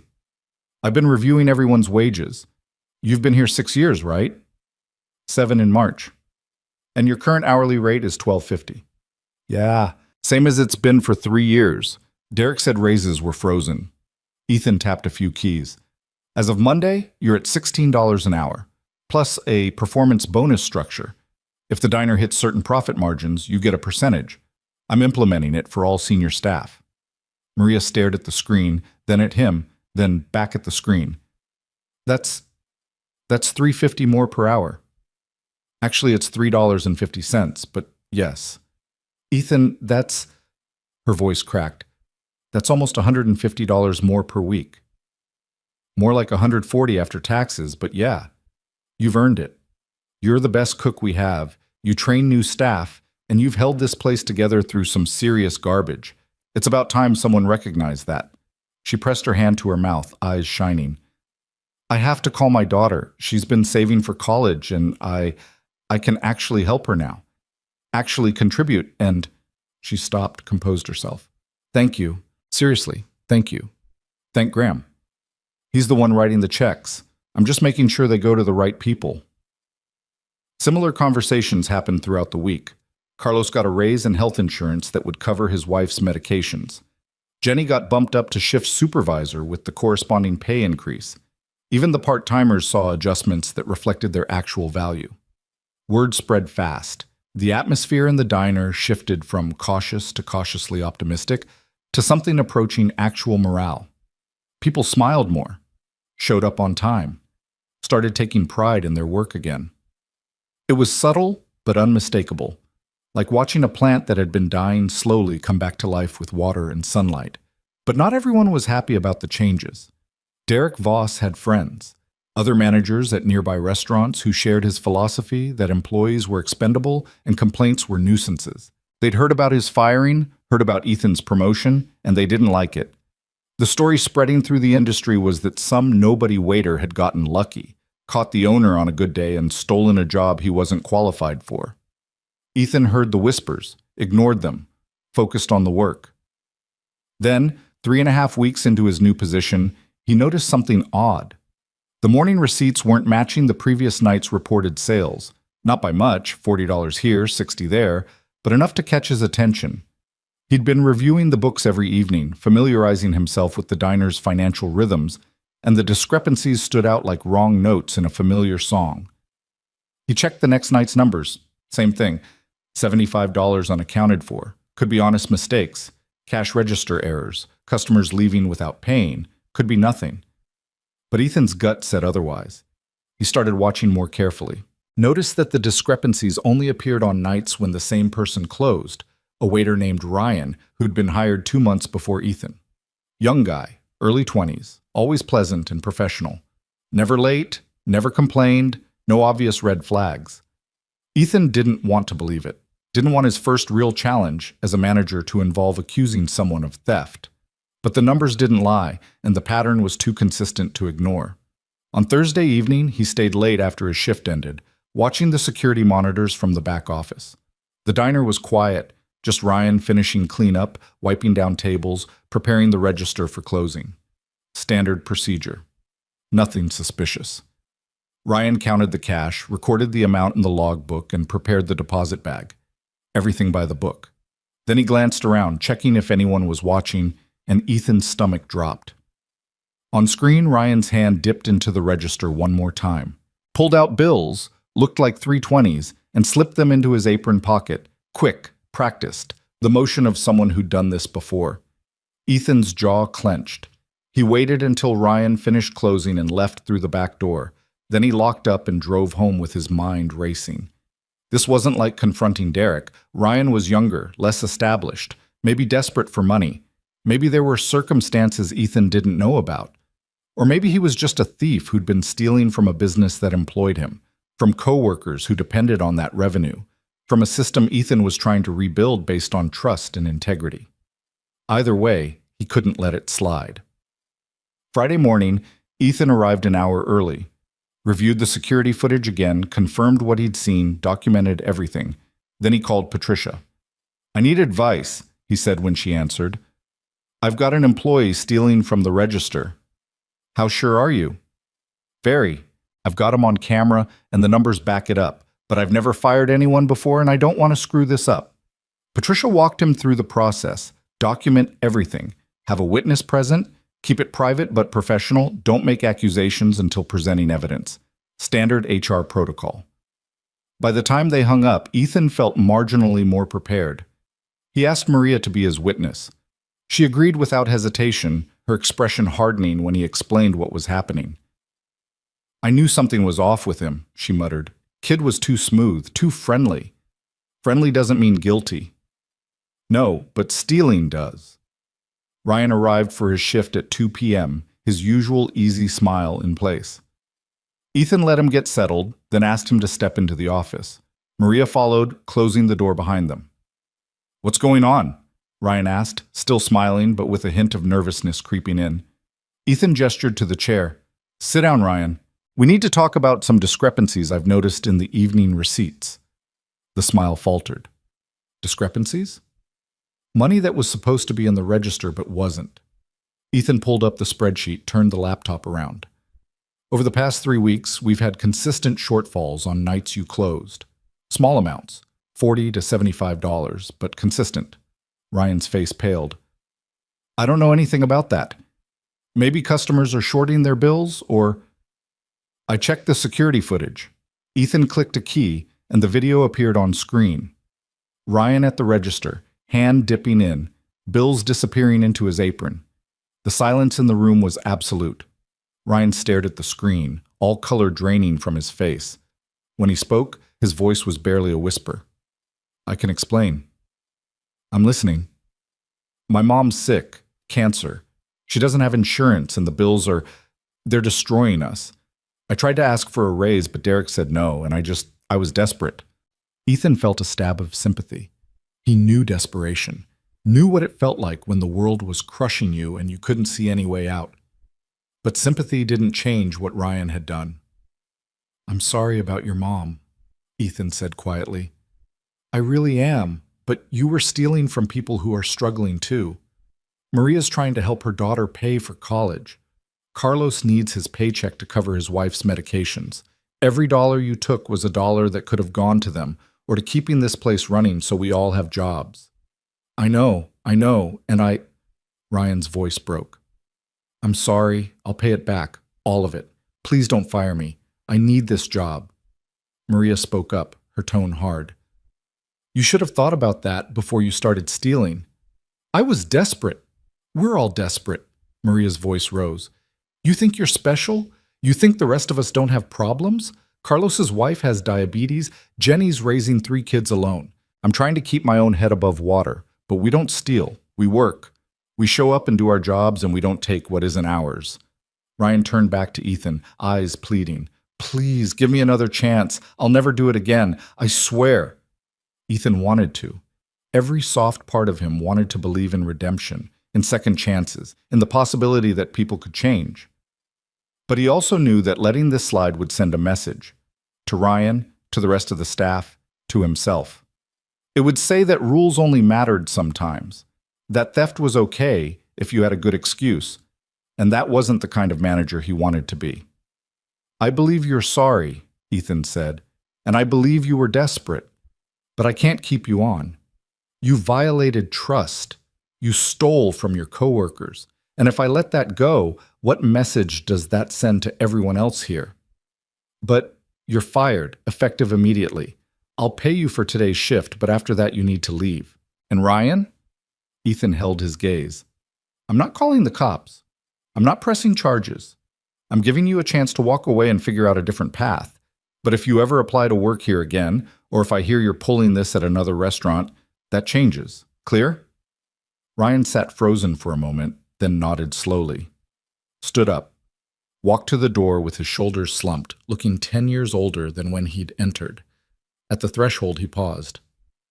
For what it's worth, you're a better boss than Derek ever was. Then he was gone. Maria let out a long breath. That sucked. Yeah. You did the right thing. Doesn't feel like it. Right things rarely do. She stood, straightened her apron. I'll spread the word to the staff. Make sure everyone knows what happened and why. Transparency is important. Thanks, Maria. She paused at the door. You know Derek would have called the cops, would have made a big show of it, probably pressed charges just to prove a point. I'm not Derek. No, you're not. She smiled slightly. That's why this is going to work. The rest of the day was tense. Word spread quickly. Ryan had been caught stealing and fired. Ethan held a brief staff meeting before the dinner rush, explained what happened without going into excessive detail, and reminded everyone that integrity mattered, that they were building something better here, and that required everyone to be honest. The staff nodded, asked a few questions, then got back to work. Professional, united. Stronger than before, somehow. That evening, after closing, Ethan sat in the office going through the books again. He needed to figure out exactly how much Ryan had taken, needed to document it all properly for the records. The total came to roughly $850 over 3 weeks. Not enough to bankrupt the diner, but enough to matter, enough to hurt. His phone rang. Graham's name on the screen. Hey, Ethan answered. Patricia told me what happened. You okay? Yeah, just wasn't expecting to have to fire someone my first month. How'd you handle it? Ethan walked Graham through the whole thing, the discovery, the confrontation, the decision. Graham listened without interrupting, then was quiet for a moment. You didn't press charges, Graham finally said. No, didn't seem necessary. He's young, he's struggling, and you're more compassionate than most managers would be in that situation. Is that a criticism? It's an observation. Derek would have called the police. Most managers would have, but you gave him a chance to learn from this and move forward. That says a lot about who you are. I just didn't want to destroy his life over a mistake. It wasn't a mistake, Ethan. It was a choice. Multiple choices over several weeks. But your decision to show mercy, that was also a choice. One that took more courage than calling the cops would have. Graham paused. I'm proud of you.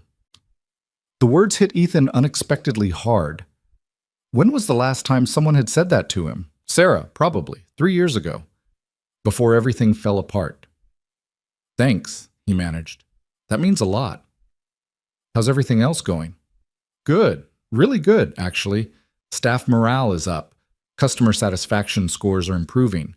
We're even seeing regulars come back who'd stopped coming during Derek's tenure. Any issues I should know about? Ethan hesitated, then decided honesty was the best policy. There's some resentment in the industry. Other managers who think I didn't earn this position. It hasn't caused problems yet, but I'm hearing things. Let them resent. You're proving yourself every day. That's what matters.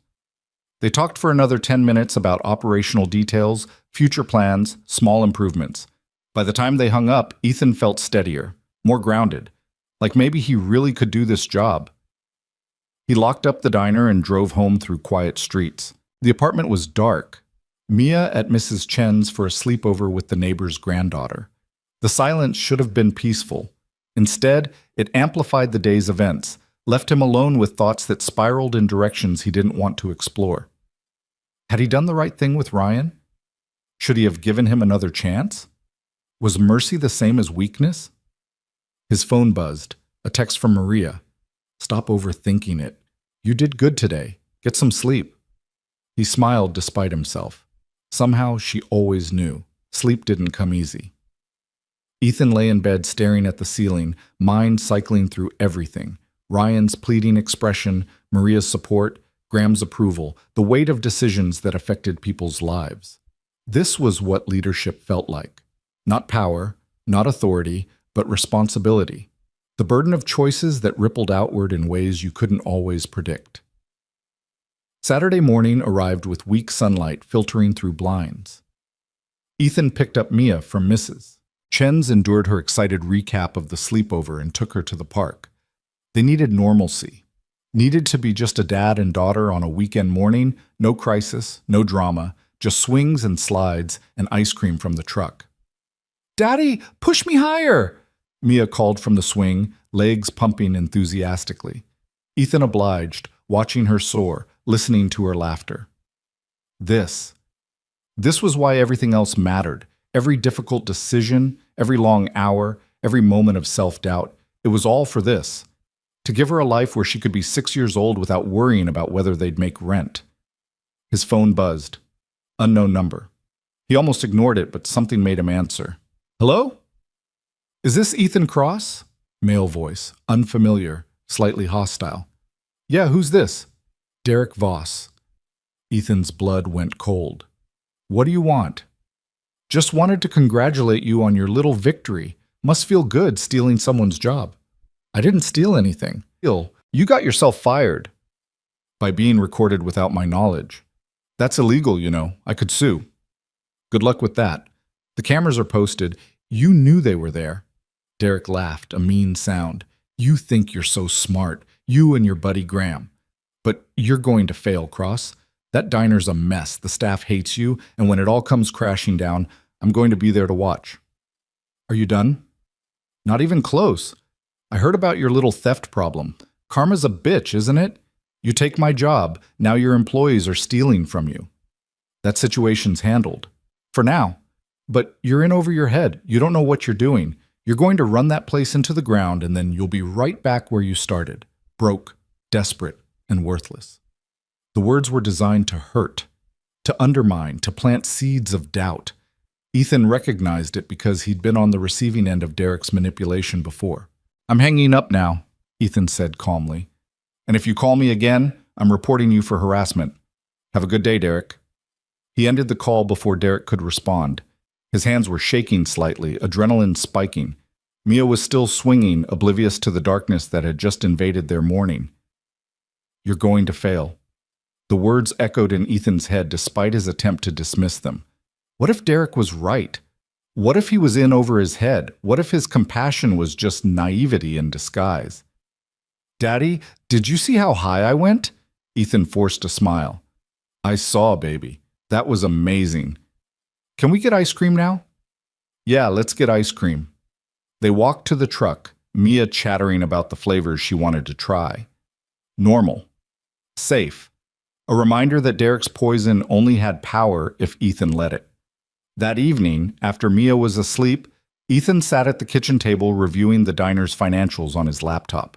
Despite Ryan's theft, despite the operational challenges, despite everything, the numbers were improving. Revenue was up 12% from the previous month. Customer complaints were down. Employee turnover had stopped completely. The diner was healing. Under his leadership, it was actually healing. His email dinged. "Graham, heard Derek called you. Ignore him. He's bitter and desperate. Focus on the work. You're doing great." How did Graham always know? Was he psychic or just that good at anticipating trouble? Ethan typed back, "Thanks. Trying not to let him get in my head." The response came immediately. "Too late for that if you're up at midnight reviewing spreadsheets instead of sleeping. Go to bed. The diner will still be there tomorrow." Ethan smiled. "Yes, sir." "That's yes, Mr. Whitaker to you. I'm old, remember? Respect your elders. You're not that old. Old enough to know when someone's avoiding sleep because they're worried. Trust me, Ethan. You've got this. Now get some rest." Ethan closed the laptop and headed to bed. Lay there in the dark thinking about the past month. The terror of getting fired. The miracle of getting rehired. The challenge of learning to lead. The satisfaction of making real changes. It had been brutal and beautiful and more complicated than any job had a right to be. But for the first time since Sarah died, Ethan felt like he was building something. Not just surviving, not just getting through each day. Actually building a life worth living. The thought carried him into sleep, and for once, the dreams were good. Sunday passed quietly. Breakfast with Mia, grocery shopping, laundry, all the mundane rituals of normal life. Monday arrived with the familiar pre-dawn alarm, and Ethan was back at the diner before sunrise, reviewing inventory and preparing for another week. Maria arrived second, as always. Found him in the office staring at the security monitor. You're going to give yourself an ulcer, she said, pouring herself coffee. Just being thorough. Being paranoid, more like.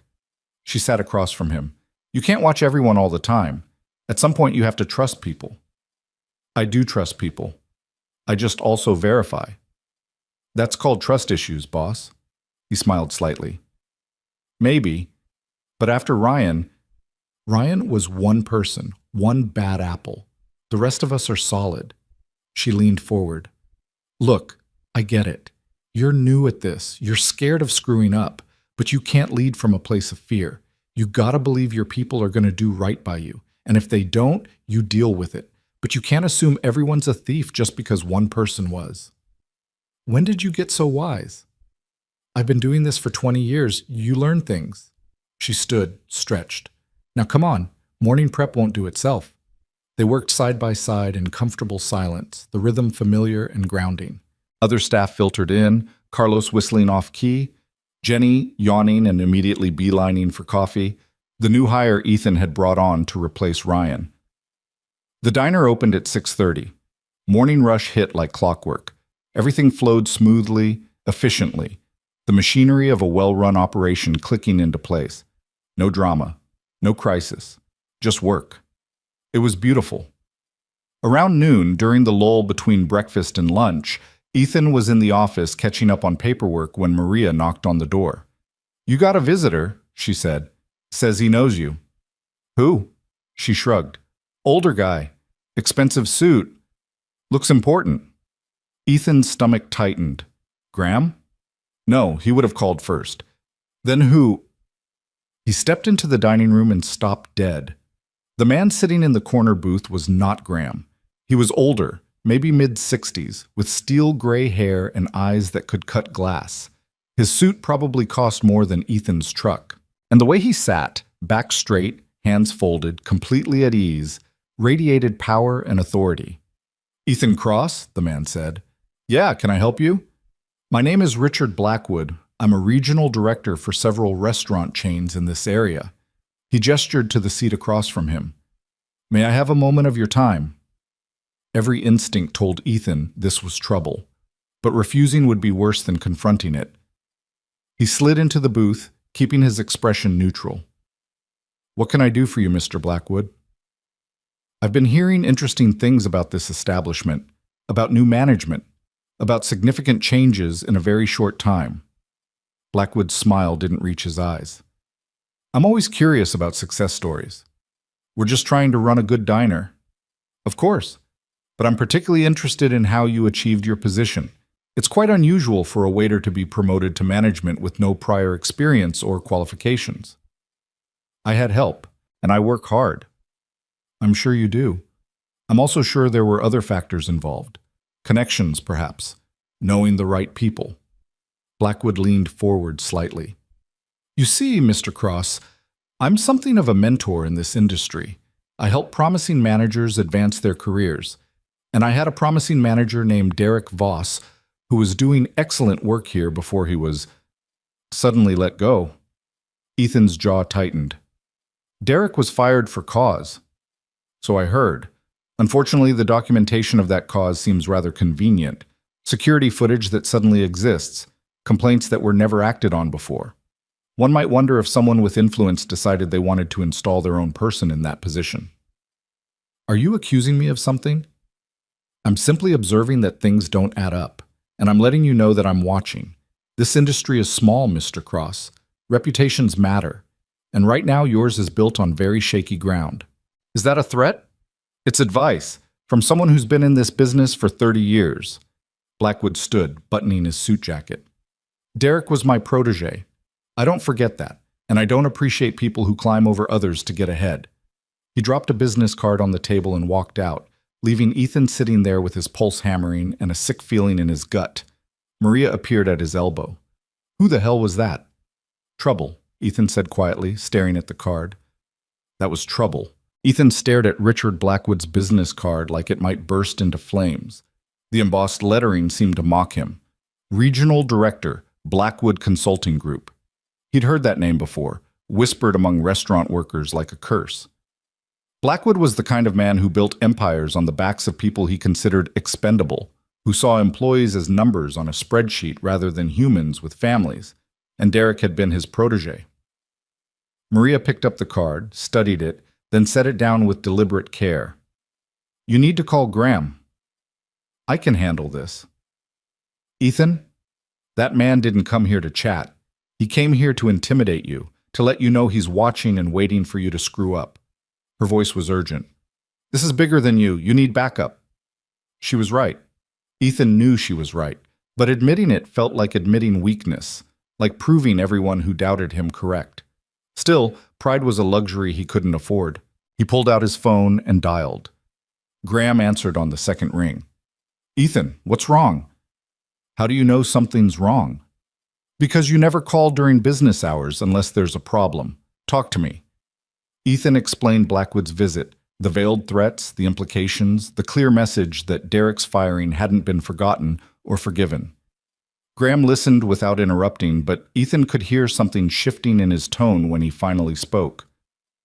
"Richard Blackwood," Graham said slowly. "I should have anticipated this. You know him?" "Everyone in the industry knows him. He's a fixer, helps failing restaurants turn around by gutting staff and maximizing profits. Very effective, very ruthless, and extremely loyal to the people he mentors." A pause. "Which means he sees your success as a personal affront." "So what do I do?" "You do nothing. You keep running the diner exactly as you've been running it. Let me handle Blackwood. Graham, I don't want you to fight my battles.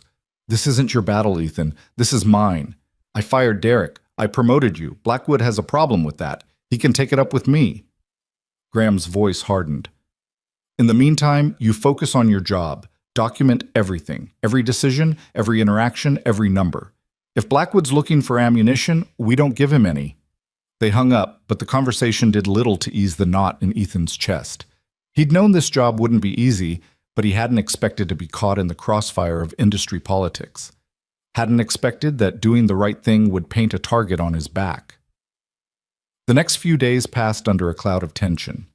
Ethan found himself second-guessing every decision, wondering if Blackwood had eyes in the diner, if every customer could be a spy reporting back. It was paranoid and exhausting, and exactly what Blackwood probably wanted: to destabilize him, to make him question himself until he made a mistake.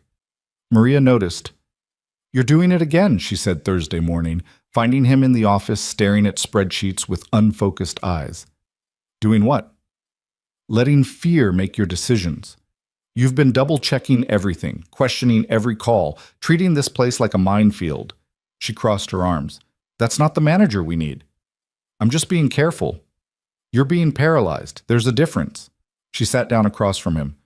"Look, I get it. Some powerful guy came in here and rattled you. But you know what? Screw him. You've been doing amazing work here. The staff is happy, customers are happy, numbers are up. That's what matters, not what some bitter old man thinks about how you got here. What if he finds something? What if he manufactures a scandal? Or then we deal with it, together, as a team." Tool school. Maria leaned forward. "But we can't deal with anything if you're so scared of screwing up that you stop actually leading. You understand?" Ethan took a breath, let it out slowly. She was right. Fear was a poison that spread if you let it. "Yeah, I understand." "Good. Now come on, we've got lunch prep and you're not doing anyone any good hiding in here." The afternoon rush was steady, familiar rhythms that grounded Ethan back in the present. Take orders, deliver food, check on customers, solve small problems. This he could do. This he was good at. Around 3 p.m., a woman in her 50s entered, looked around with the careful assessment of someone evaluating rather than just observing, then took a seat at the counter. She ordered coffee and a slice of pie, and something about her presence set off alarm bells in Ethan's head. He approached with a smile that didn't quite reach his eyes. "How's everything?" "Delicious," she said, and her voice was warm, but her eyes were calculating. "You're Ethan Cross?" His guard went up immediately. "I am, and you are." "Margaret Chen. I'm a food critic for the Regional Dining Review." She pulled out a business card, slid it across the counter. "I've been hearing interesting things about this establishment. Thought I'd come see for myself." Ethan's stomach dropped. A food critic. Now. when Blackwood was circling and everything felt precarious. We weren't expecting a review. The best reviews are the ones restaurants don't expect. Shows what they're really like when they're not performing. She took another bite of pie. This is excellent, by the way. Homemade? Maria makes all our pies from scratch. I'd love to meet her, interview her actually, get a sense of the team here. Every instinct screamed that this was a setup, that Blackwood had sent her, that this was part of some larger strategy to discredit the diner, and by extension, Ethan. But he couldn't refuse without looking guilty, couldn't hide without confirming whatever suspicion she might have. I'll see if she's available, Ethan said carefully. Maria was less diplomatic when he explained. A food critic? Right after Blackwood shows up? That's not a coincidence. Maybe not, but we can't refuse to talk to her. That makes us look like we've got something to hide. Do we have something to hide? No, we've got a clean operation, good food, happy staff. So let's show her that. Maria studied him for a long moment, then nodded. All right, but I'm watching her like a hawk. The interview lasted 30 minutes. Margaret asked probing questions about sourcing, preparation methods, staff training, operational philosophy. She was thorough, professional, and impossible to read.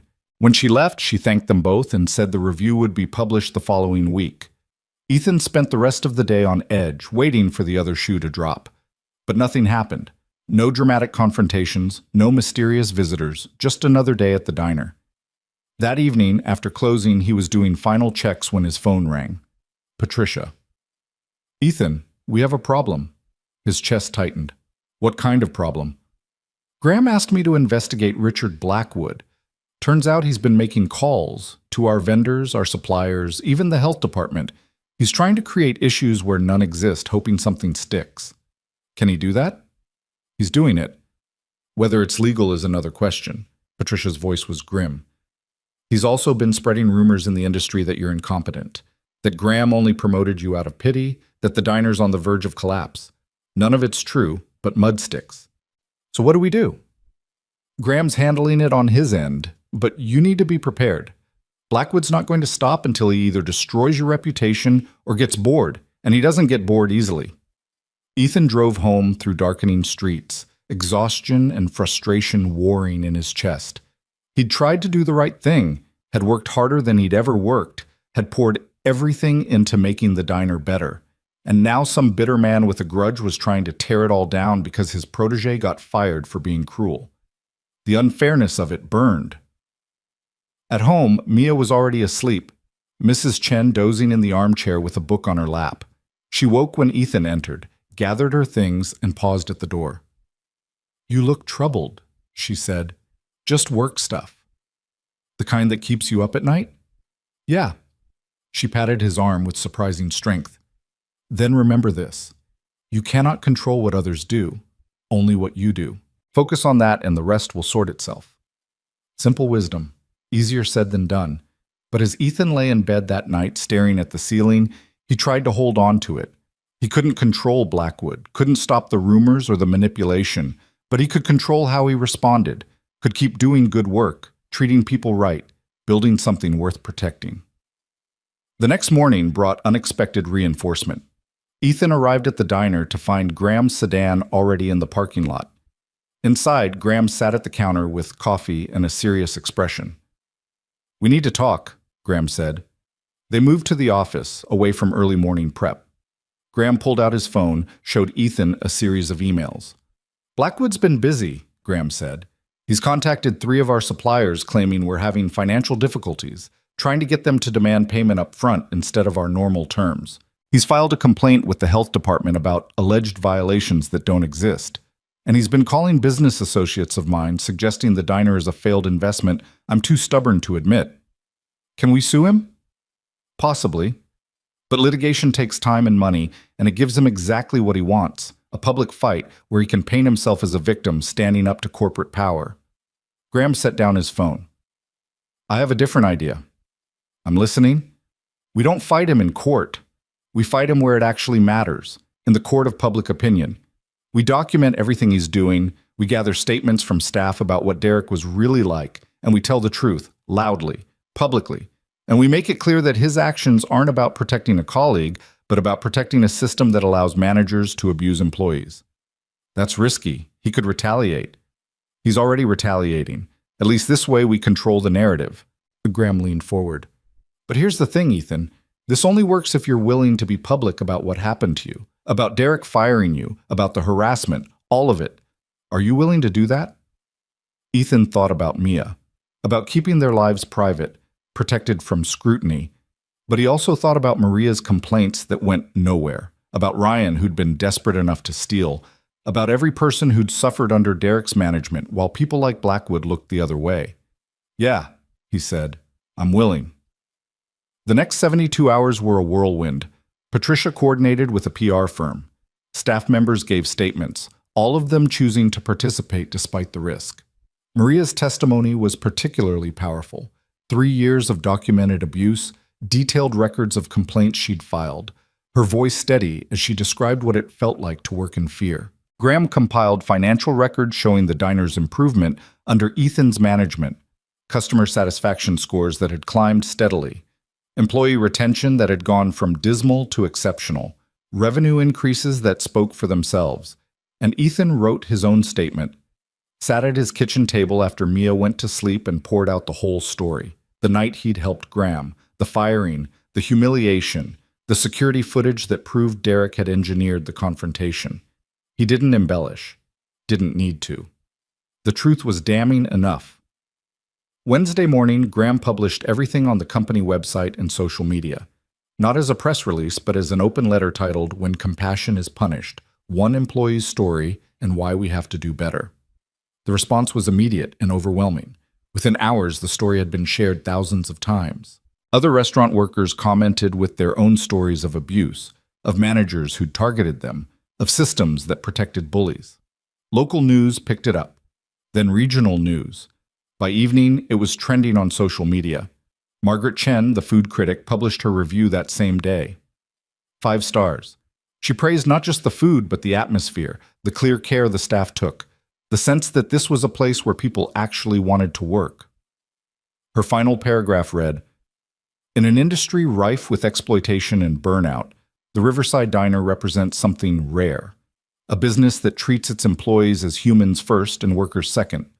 Under new management, this establishment has become a model for what restaurants could be if we demanded better. The review went viral too, amplified by the larger conversation about Graham's letter. Blackwood tried to respond, issued a statement calling the accusations defamatory and threatening legal action. But his threat rang hollow against the weight of evidence, the chorus of voices speaking up, the undeniable pattern of protection he'd provided Derek over the years. By Friday, 3 restaurants that had contracted with Blackwood's consulting firm announced they were terminating their agreements. Industry publications ran editorials about the need for accountability in restaurant management. And Derek Voss, who'd been trying to land a new management position, found every door suddenly closed. Ethan watched it unfold from the diner, feeling like he was standing in the eye of a hurricane. Customers came in specifically to show support, thanking him for speaking up, sharing their own stories. Staff walked with their heads higher, pride replacing the defeated exhaustion that had characterized the place under Derek. Saturday afternoon, Blackwood himself appeared, not with threats this time, but with the defeated posture of a man who'd played his hand and lost. I underestimated you, he said, standing just inside the entrance. You underestimated basic human decency, Ethan replied. Thought you could intimidate me into silence because that's how it's always worked before. I was protecting someone I believed in. You were protecting a system that let you profit from other people's misery. Derek wasn't a good manager who got unlucky. He was a bully who finally got caught, and you enabled him because he made you money. Blackwood's jaw tightened. You've made an enemy today. No. You made an enemy 3 years ago when you taught Derek that cruelty was effective management. I just finally had the platform to say so publicly. Ethan held his gaze. You can leave now, and don't come back. Blackwood left without another word. Ethan watched him go, felt the tension that had been coiling in his shoulders for weeks finally release. Maria appeared at his elbow. That felt good, didn't it? Better than it probably should have. Nah, that man deserved worse. She grinned. You know what this means, right? We're going to be slammed. Everyone wants to eat at the restaurant that stood up to the industry bullies. She was right. The following week saw the diner busier than it had been in years. Lines out the door, reservations booked solid, staff working overtime to keep up with demand. It was exhausting and exhilarating and proof that doing the right thing could actually work out.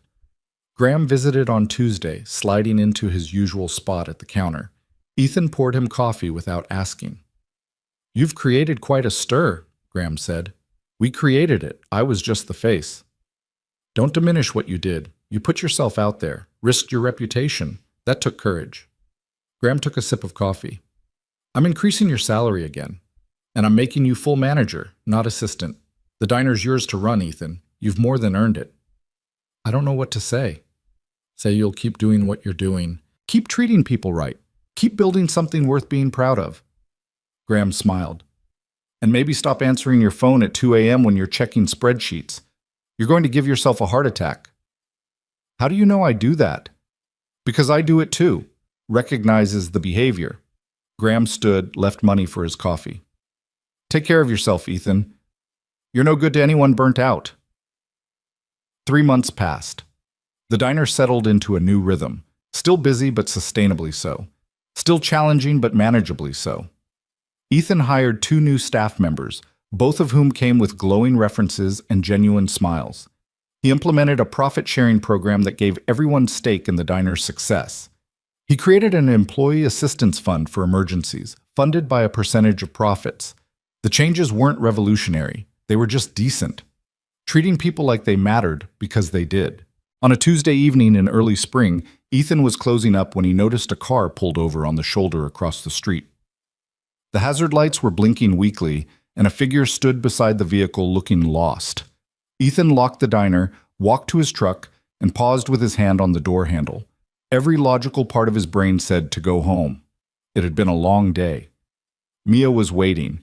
He'd done enough helping strangers for one lifetime, but he couldn't drive past. Wouldn't. Because 7 months ago, someone had stopped for him, and that choice had changed everything. He crossed the street, approached the stranded driver. A young woman, maybe 25, with tears streaking her face and a phone with no signal in her hand. "You okay?" Ethan asked. She looked up, startled, then relieved. "My car just died. I don't know what's wrong. I have a job interview in the morning, and I can't afford a tow, and—" Her voice broke. "Hey, it's all right. Let's see if we can figure it out." Ethan popped her hood, looked at the engine with the limited knowledge he had. "Battery's probably dead. I've got jumper cables. We can try that." 20 minutes later, her car was running. She thanked him profusely, tried to offer him money he refused. "Just help someone else when you get the chance," he said. "That's payment enough." She drove off, and Ethan stood there on the shoulder, feeling the weight of 7 months compress into a single moment of clarity. This was what it was all about. Not the promotions or the success or even the justice, just this, choosing to help because you could, because it mattered, because kindness was a language that transcended everything else. He drove home through familiar streets, past the park where he'd taken Mia, past the ice cream shop, past all the landmarks of their life. The apartment was lit when he arrived, Mrs. Chen visible through the window reading to Mia on the couch. Inside, Mia looked up and smiled. "Daddy!" Mrs. Chen is reading the princess story. The one with the dragon, the one with the dragon, and the singing flowers, and the magic shoes. That's a lot of plot for one story. It's a very good story. Ethan thanked Mrs. Chen, got Mia ready for bed, read 3 more chapters because she asked with those eyes he couldn't refuse. When she finally drifted off, he sat beside her bed like he always did, holding her hand through the railings. "You know what today was, Mia Bean?" he whispered to her sleeping form.